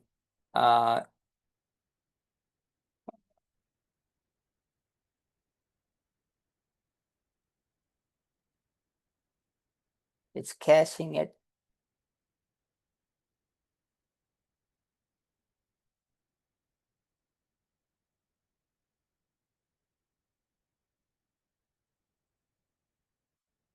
Let me not cache it.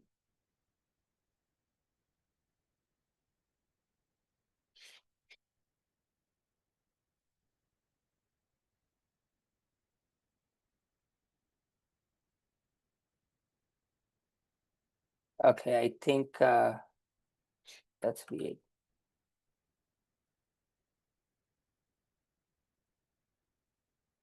Yeah, I'll probably have to reboot it, but the point is, like, if I can change on my local system of like where my DNS server is sending to, I don't want to reboot, but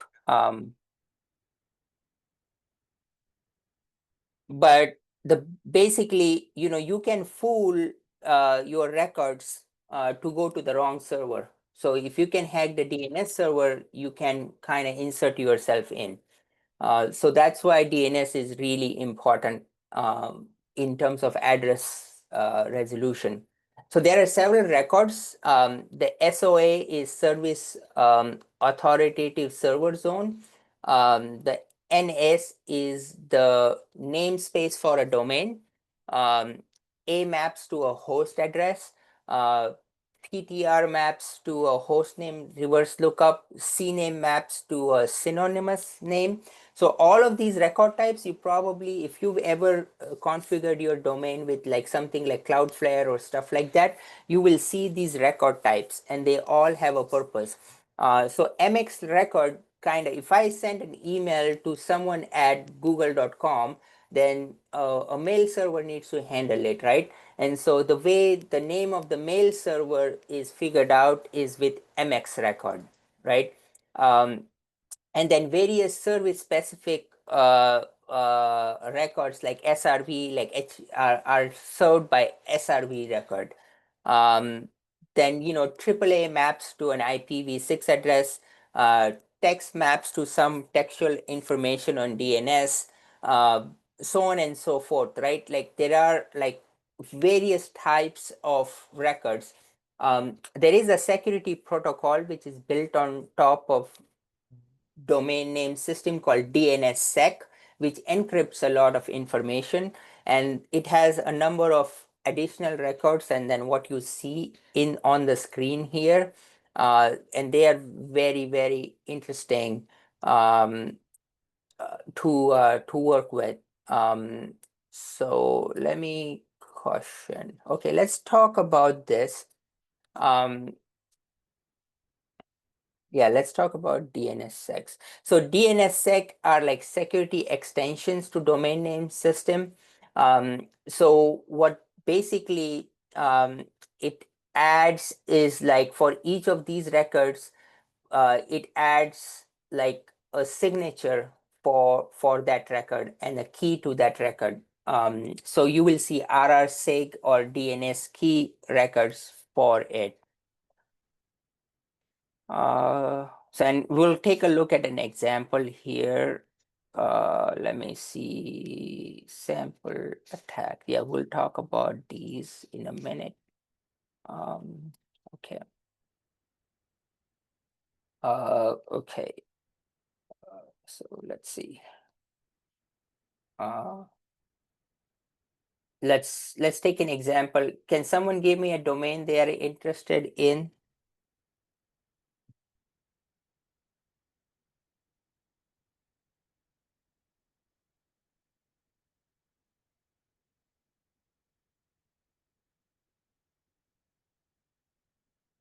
Can someone give me?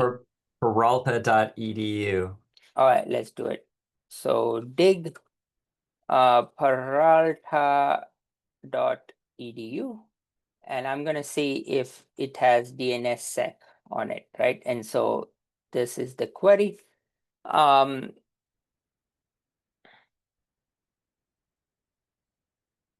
So the A record for Peralta.edu is 199.60.103.30.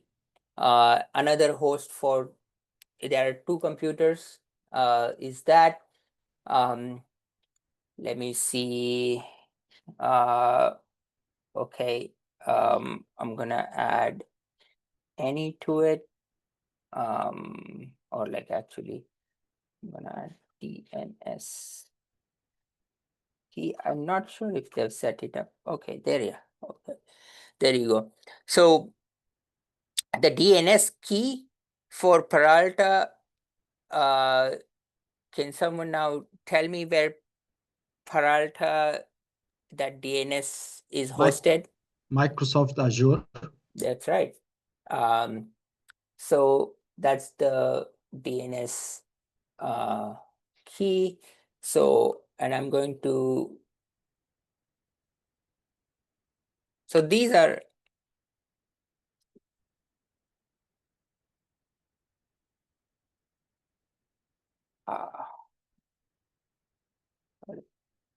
DNS.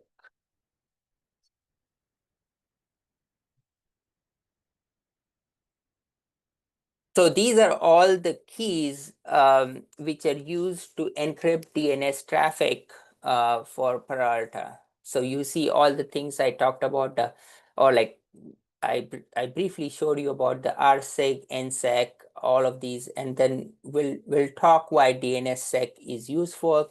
But you will kind of, you know, these are used to verify the record. So for example, if I inserted myself in and I said, you know, this is the I am google.com, right? And then the security system will want to verify that, is this right? Like, are there, you know, are the keys validated and things like that. So for those, these are the records it's going to use. Okay. So and you can always trace the trust for an example for let me see if I can do that. I'm gonna do dig DNSSEC, and then I'm gonna trace it, and then let's say Peralta.edu.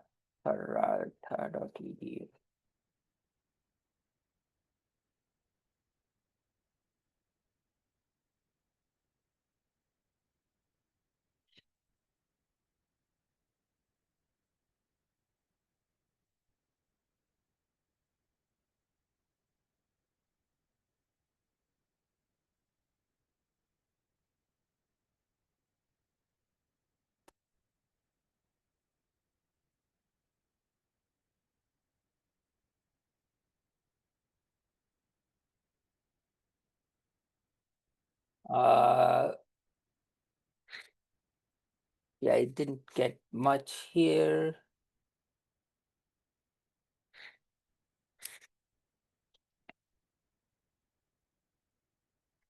So I'm gonna see if I'm gonna ask it to.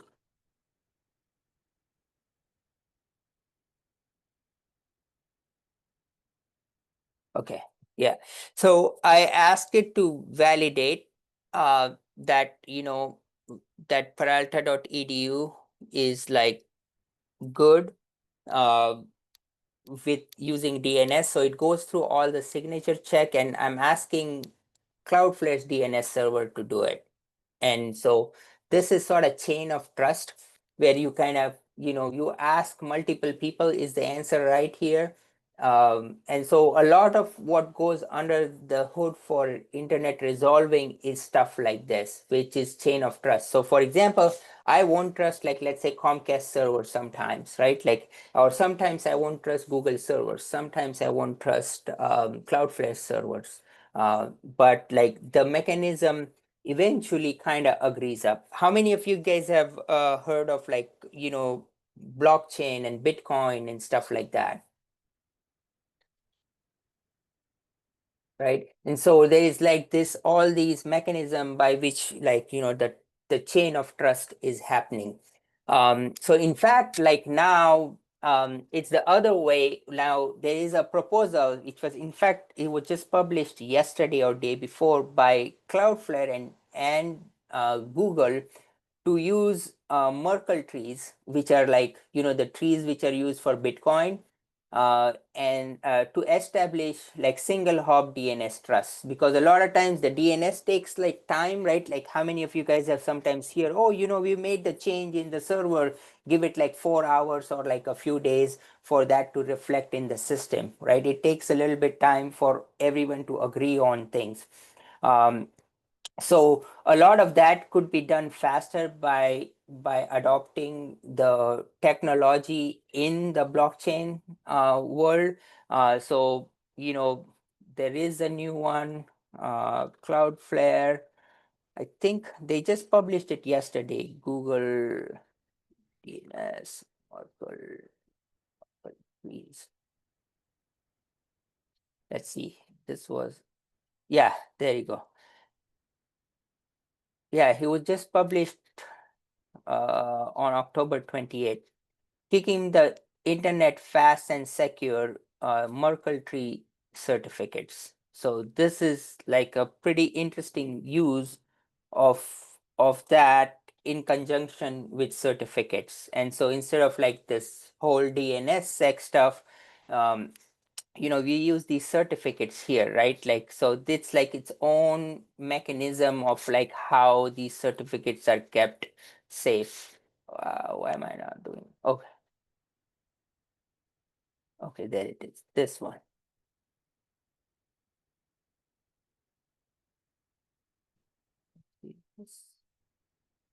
No. Okay, let me go to a different site. So I want to show this mechanism. Okay, there it is. Yeah, connection is secure, certificate is valid. So you guys have seen like these certificates, right? This I have. So this is built on the TLS protocol. So this, in addition to like the Merkle trees, we can, and this works very similar to how DNS works. This make similar in terms of like the hierarchy of things, right? So we won't go into the tangent of certificates, but it's combining both of those things to make things faster. But it's just a proposal. It'll take a long time before it becomes cool.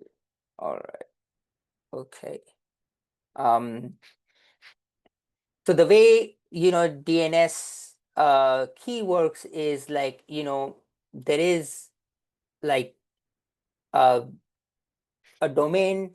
You kind of do with DNS key, you do a hash and you get like kind of like how you do passwords. So it creates a hash and then you get the RR sig from the DNS record of that particular entity. Like in Peralta's case, the RR sig was this particular number here. Oh, sorry, this particular hash. And then you compare those hashes, and if those hashes are same, that means like no one has lied about DNS. Kind of like password comparison, if you will. But over time, there have been more keys added, and the security has been similar to like how there are different types of encryption mechanisms. So over time, DNS security has been complicated, and there are different mechanisms in how they do it. So I will talk a little bit about, and then we'll wrap up DNS security and we'll come back after a break here. Let me see if we have, okay. So I just want to remind everyone, I know EOB is on the call as well. Our next class, we're going to meet in person, and EOB is also going to be there from 9 to 12. EOB, you're able to come next Friday, 9 to 1 o'clock at campus, right? Yes, I'll be there. Okay, great. Awesome. So we will be doing next class in person. And for people who can make it, we will do same as Zoom but from the school. We will be in room 103. I will send the details of that in the follow-up announcement. But I want to double check how many of you guys are going to be able to make it in person. I know we did a list last week. I'll be there. Okay, just wanted to Craig. I know Rob said, okay, Ali. Ali, Chanel. Okay, great. Awesome. In what building? The P building, classroom 103. And I'll send a link to the class map as well, or the campus map as well, so you guys know where the P building is. Okay, Carlton. Awesome.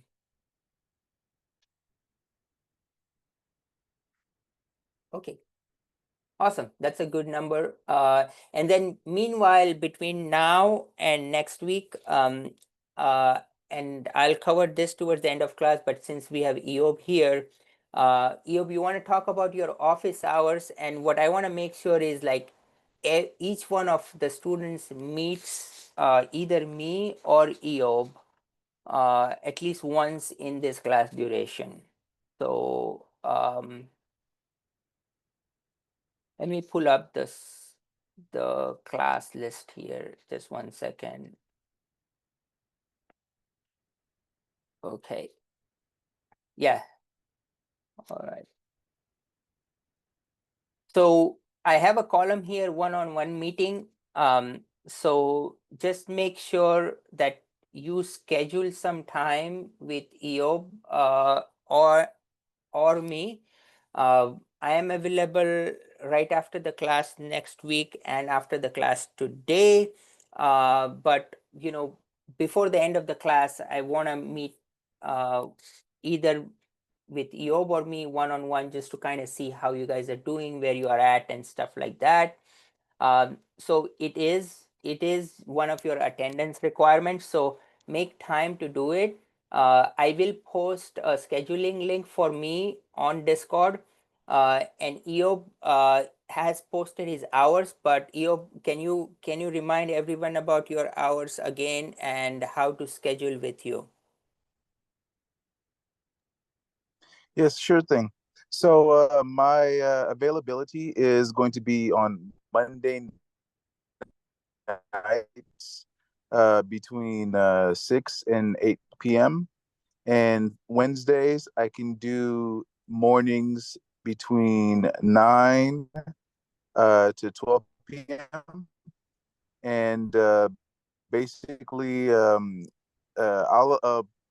put a post on the Discord channel for CIS 53, and pretty much I would like for you guys to reply to that post and set up a scheduled time frame, whatever availability of you that matches mine. And I'll just please look out on the Discord channel. I'm gonna go ahead and post a flyer, and you guys can feel free to reply, and I can set appointments for you guys to meet via Zoom.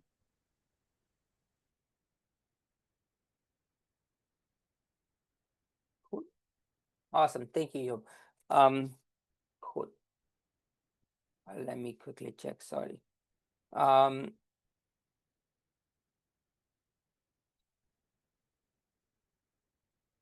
right. Cool. So maybe let's continue with DNS and then we'll take a break here. Okay.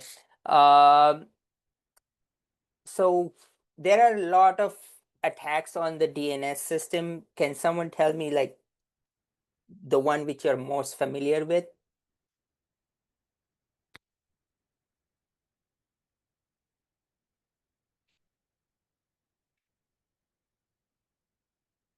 Has anyone heard of DDoS attacks? So those, a lot of those sort of originate from that. The Azure outage was also because of DNS the week before last. So a lot of problems with DNS are around like, you know, because of like cache poisoning, you know, flooding. All the DDoS attacks are because flooding. If you just flood the DNS with like if I just sent out a rogue DNS server and just overwhelmed the DNS server with number of queries asking who is google.com, like in a loop, then that server is not going to have any bandwidth to respond to anyone else. And if it's not going to be able to respond to anyone else, then, you know, no one's going to be able to get to that destination because they don't know where it is. And so that causes, it's a very easy way to do denial of service because all you have to do is run a DNS query in a loop. And that has brought down internet a few times. So one of the superpowers of system like Cloudflare is like, you know, they're able to actually prevent those DDoS attacks by like, you know, throttling, rate limiting. They have built a whole infrastructure on enabling that. So if someone is asking the same question, like, you know, in a loop, like, you know, 100 times a second, they know like, you know, this person is not up to any good, and they're going to throttle that query. Instead of responding it, they're just going to blank out, right? So that's a simple mechanism, but they have much more advanced systems of like how they go about doing that. Then there is distributed denial of service. Like someone can like, you know, own a botnet, like they can own like 100,000 cameras, and then all those cameras are going out from different IPs and asking like a DNS server, where is Valdo, or like, you know, where is Valdo.com or something like that. So now how do you kind of thwart an attack like that? So they've built a system around that. A lot of DNS issues are also because of recursion. So if you, for example, like, you know, you'll see like if there is some misconfiguration in the system, if you're going to ask X where Y is, and then, you know, Y is supposed to know where X is, then it's a loop, it's a cycle, and you kind of get stuck into it. There is all these attacks like DNS tunneling, DNS hijacking. So have any of you guys heard like, you know, attackers stealing files from a domain using DNS? I think zoos. Yeah. So, you know, DNS is sort of used to exfiltrate. That's a very smart way of like getting files out of a network because, you know, no one's like checking DNS, and you can kind of, you know, exfiltrate files on DNS, and DNS ports are open. Can someone tell me what port is for DNS? Is it 53 UDP?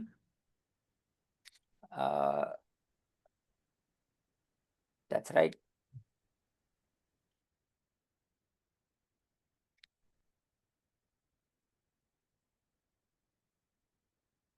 So you will see protocol is UDP and port is 53, right?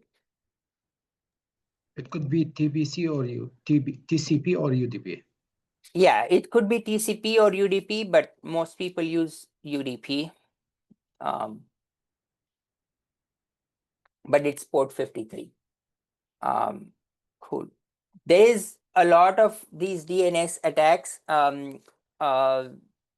from Sam has, if you're not familiar with Sam, he teaches this class DNS security at I don't think he teaches there anymore, but he used to teach at UCSF. But you know, he has like a whole class on DNS security, and I encourage you guys to kind of take a look at the class. But it's again, it's a bit of like a rabbit hole into just DNS, right? So take a look if you want to go down that rabbit hole. Cool. All right. Cool. Okay. It's at 11:17. We're going to take a break and we'll come back at 11:30. And I'll talk about a couple of other application things. We already, and then we'll cover the case for next class, quizzes and such. Okay. All right, let's take a break and we'll be back at 11:30.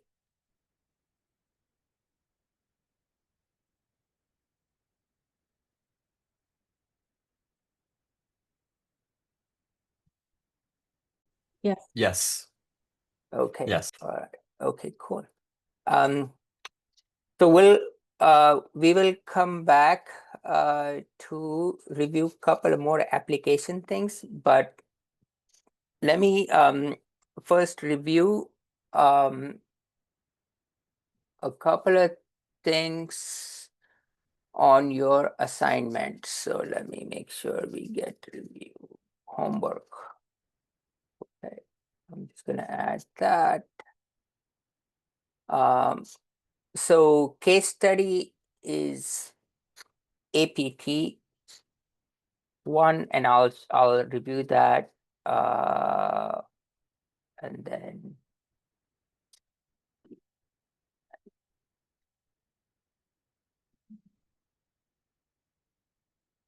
I'm gonna say so.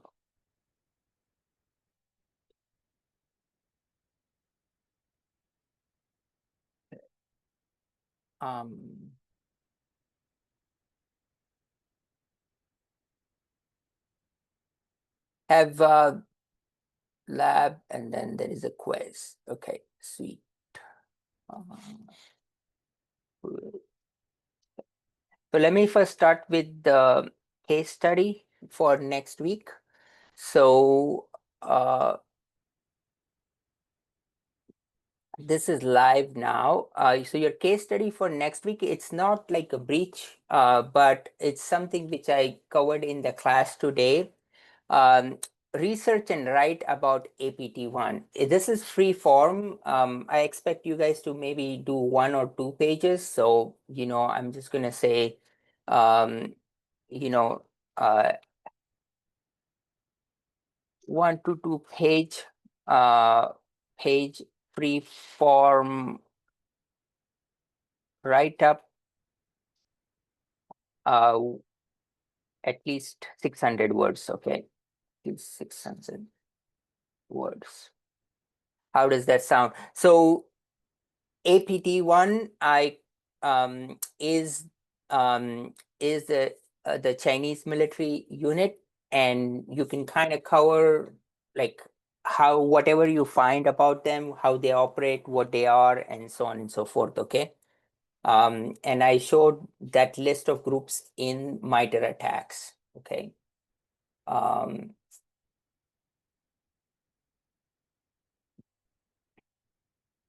Okay. All right. Okay. Any questions on that?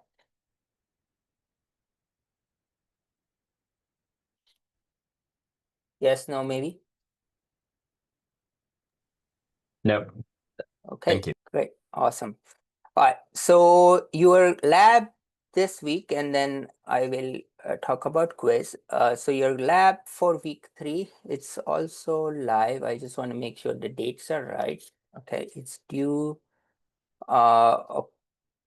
Yeah, it is not right. It's due October 7th by 9 p.m.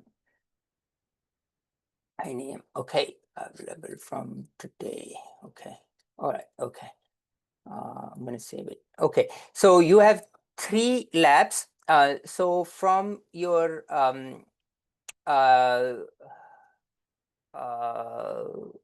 why did I keep doing this? I think. Okay.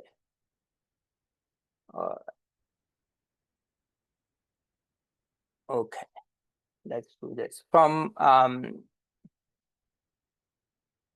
NetLabs. I want you guys to try 2 labs. So the first lab is DNS footprinting, lab 1 in the hacking V2 series 1. Okay, so that's the lab. And then second is implementing common protocols and services for basic security practices. That's security plus V4, and that's lab 15 on that. After completing these 2 labs, I want you to guys to write 1-page reflection on what you learned in these labs. Okay, kind of keep that in mind. So that's for 50 points. For 25 points each, there are 2 more things you have to do for labs. So there is this link I have. I know this is a lot of students love this, but this is it's also like, you know, it's available as a paid thing, but I don't want you guys to kind of go down the paid route, and we at some point we will have this lab running in our Merit lab. We're working on that, but you will see in the notes here that Eric says that this lab has been discontinued. But what I want you guys to do is read this lab intro, and then read the intro and then watch these 2 videos which go in detail on showing the lab. This lab is a very primary introduction to being a SOC analyst and how to do it hands-on, and it will introduce you to a bunch of tools like like C2 tools, and like it will talk a little bit about log aggregation and such, right? So this is a very good lab, hands-on. I'm hoping at some point we'll have infrastructure to actually do this in class. They do have a cloud hosted version of it, which is a paid option. I'm not asking you guys to do this lab, but I want you to read this blog post and then view these 2 videos, okay? And that will be about like an hour and a half work. And then I want to kind of reflect on that and write a 1-page note about what you thought about the lab. And that's your second assignment, okay? I don't want you guys to like try installing it. It's a lot of work, but at the same time, just watching the videos and reading the lab is gonna be substantial understanding of what a SOC analyst does. Okay, so that's your second. And then the third one, there is the Try Hack Me DNS manipulation room. Let me open up that room. This is a fairly straightforward. By the way, how are you guys liking Try Hack Me?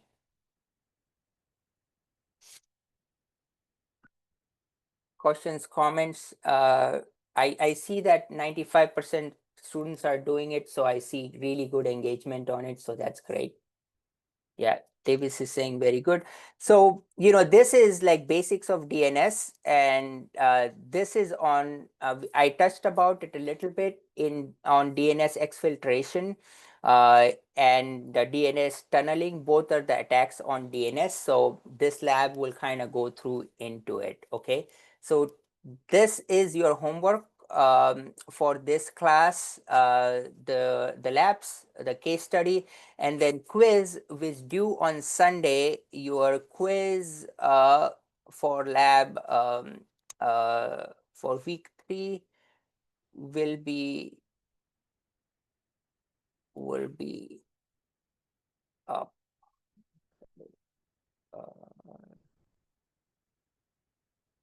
What happened to quiz?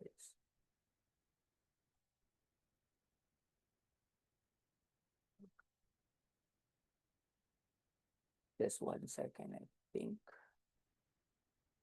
Okay. All right, I think I misplaced the quiz, but I will share a quiz here, which will be due by Sunday. It will be on Wireshark. Okay. All right.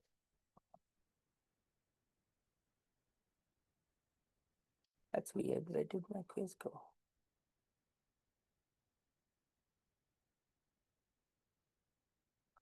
Okay.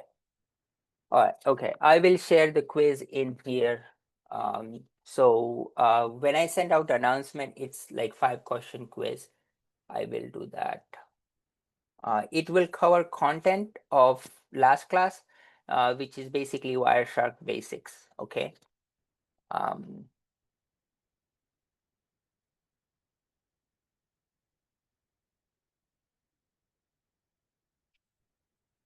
Okay. I maybe add that. And the quiz. No, sorry. Quiz. Wireshark basics.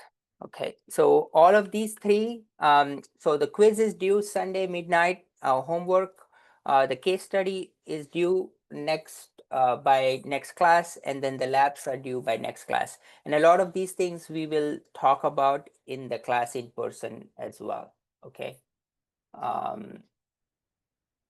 Okay, so I know for some of you guys, like, the Try Hack Me shows lab is overdue. If you kind of reattempt it or try it, then, it kind of shows that you have not completed. I am not checking Try Hack Me for your completion or for points. The only place where you're getting points and completion is your Canvas. So if you take a screenshot or write a review write a recap of what you learned in any of the labs, and it's included in your Canvas submission, that's good enough. I am not checking your Try Hack Me submissions in Try Hack Me, okay? I want to see it in Canvas, okay? Any questions on that? I did not include a screenshot of it, but I did talk about it. In the future, should we include screenshots of all the Try Hack Me stuff? Yeah, It that's a wasn't good specifically point. asked for, Yeah, so I yeah. didn't So do no, it. that's But fine. Yeah, if you talk about it, that's fine. But let me be specific. In the lab here. Let me please include a screenshot of completion. How about that? great. Uh, Screenshot of submission. Okay. Okay. All right. Okay. It's okay if you haven't done in the past, but yeah, from this lab onwards, just make sure you include the screenshot in that. Okay. Okay. All right. Any other question? Yeah, so quiz 2 doesn't show up in Canvas yet. It is misplaced. I will add it right after the class, and when you get the announcement, you will have your quiz 2. And the quiz 2 is due next by Sunday midnight. Okay. I will add it right after the class.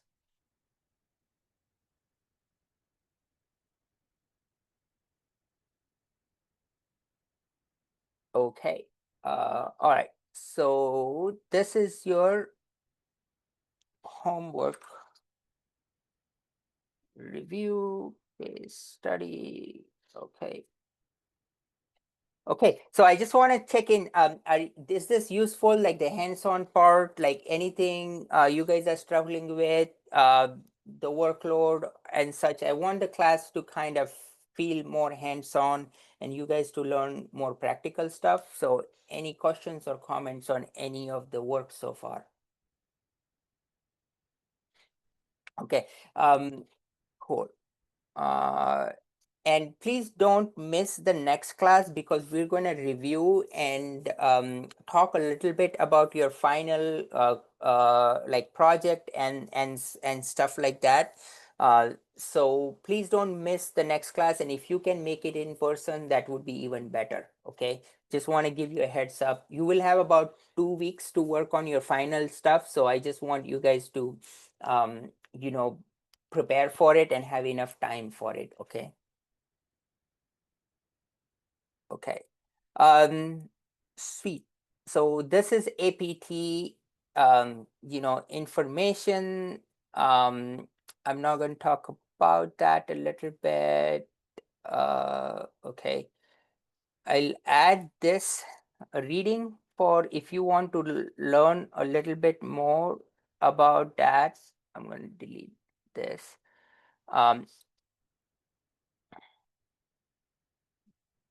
Extra reading for next class or this class is here. And you know, if you want to learn a little bit about file carving, threat intelligence, I encourage you guys to do that. Okay. Cool. Okay. So there are a couple things I want to briefly talk about. So we talked a whole bit about DNS, right? So DNS is important in terms of like how the whole internet lays on it. So, and a lot of vulnerabilities have been very DNS specific, okay? But or like you will hear of other protocols like SMTP, which is used for email, POP3, IMAP, MS Exchange, and such, right?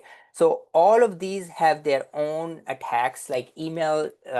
You know, you will hear about phishing attacks, spear phishing, and a lot of systems have been built to kind of, you know, spam filter things, right? There are SPF filters on email, which are you know, which are encoded in the protocol as well, right?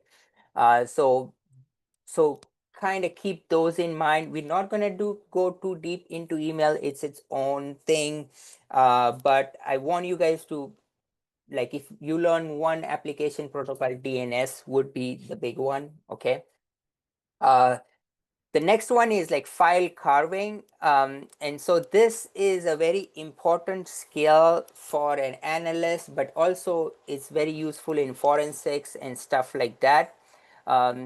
You know, there is like this lab which I'm outlining here. If you want to try file carving, by file carving, what you mean is what you're really trying to do is you're trying to construct a file from bits. Okay. And so based on like a PCAP, can you actually get a file? So this is a really good list of all the tools for extracting files from PCAPs. So like, you know, how I was showing on the FTP, like sometimes you can actually carve the file from what happened there, right? Like, so that's one of those things. So if in target breach, for example, if you wanted to get all the data which the guys did, you can look at the FTP PCAP and you can actually get the data, right? So that's what I mean by file carving. It's not the forensic kind of file carving where you kind of go on a disk and try to get the data, but it's very similar. You're just trying to do that on the network using a PCAP file. Okay. So that's an important skill. It'll take some time. It is something which you should keep back of your head. A lot of web protocols will keep talking about, like, you know, application layer like HTTP, SSL, TLS. You know, we talked about the new one last week as well. So, you know, these protocols have their own attacks, and the attacks on those would be like OWASP top 10, right? Like redirects, forwards, misconfigurations, so on and so forth. There is like a whole class on web protocols for you guys on web application hacking, right? Like that class should cover all of those ones. But here we won't like go too deep into it. Then there is Microsoft applications like SMB, CIFS, MSR, RPC. Those have also been very much exploited in the wild, especially SMB.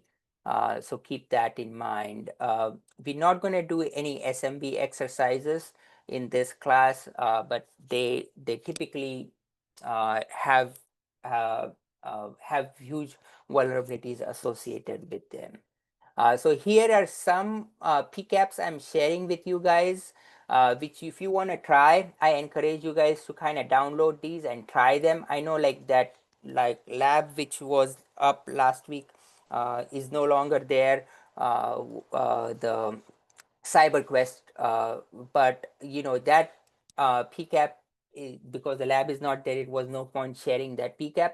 But you know, you can, here are some PCAPs associated with some exploits, and you can play with them in Wireshark. And I encourage you guys to try it. There is no formal lab or assignment for it, but these are for you guys to kind of like, you know, try.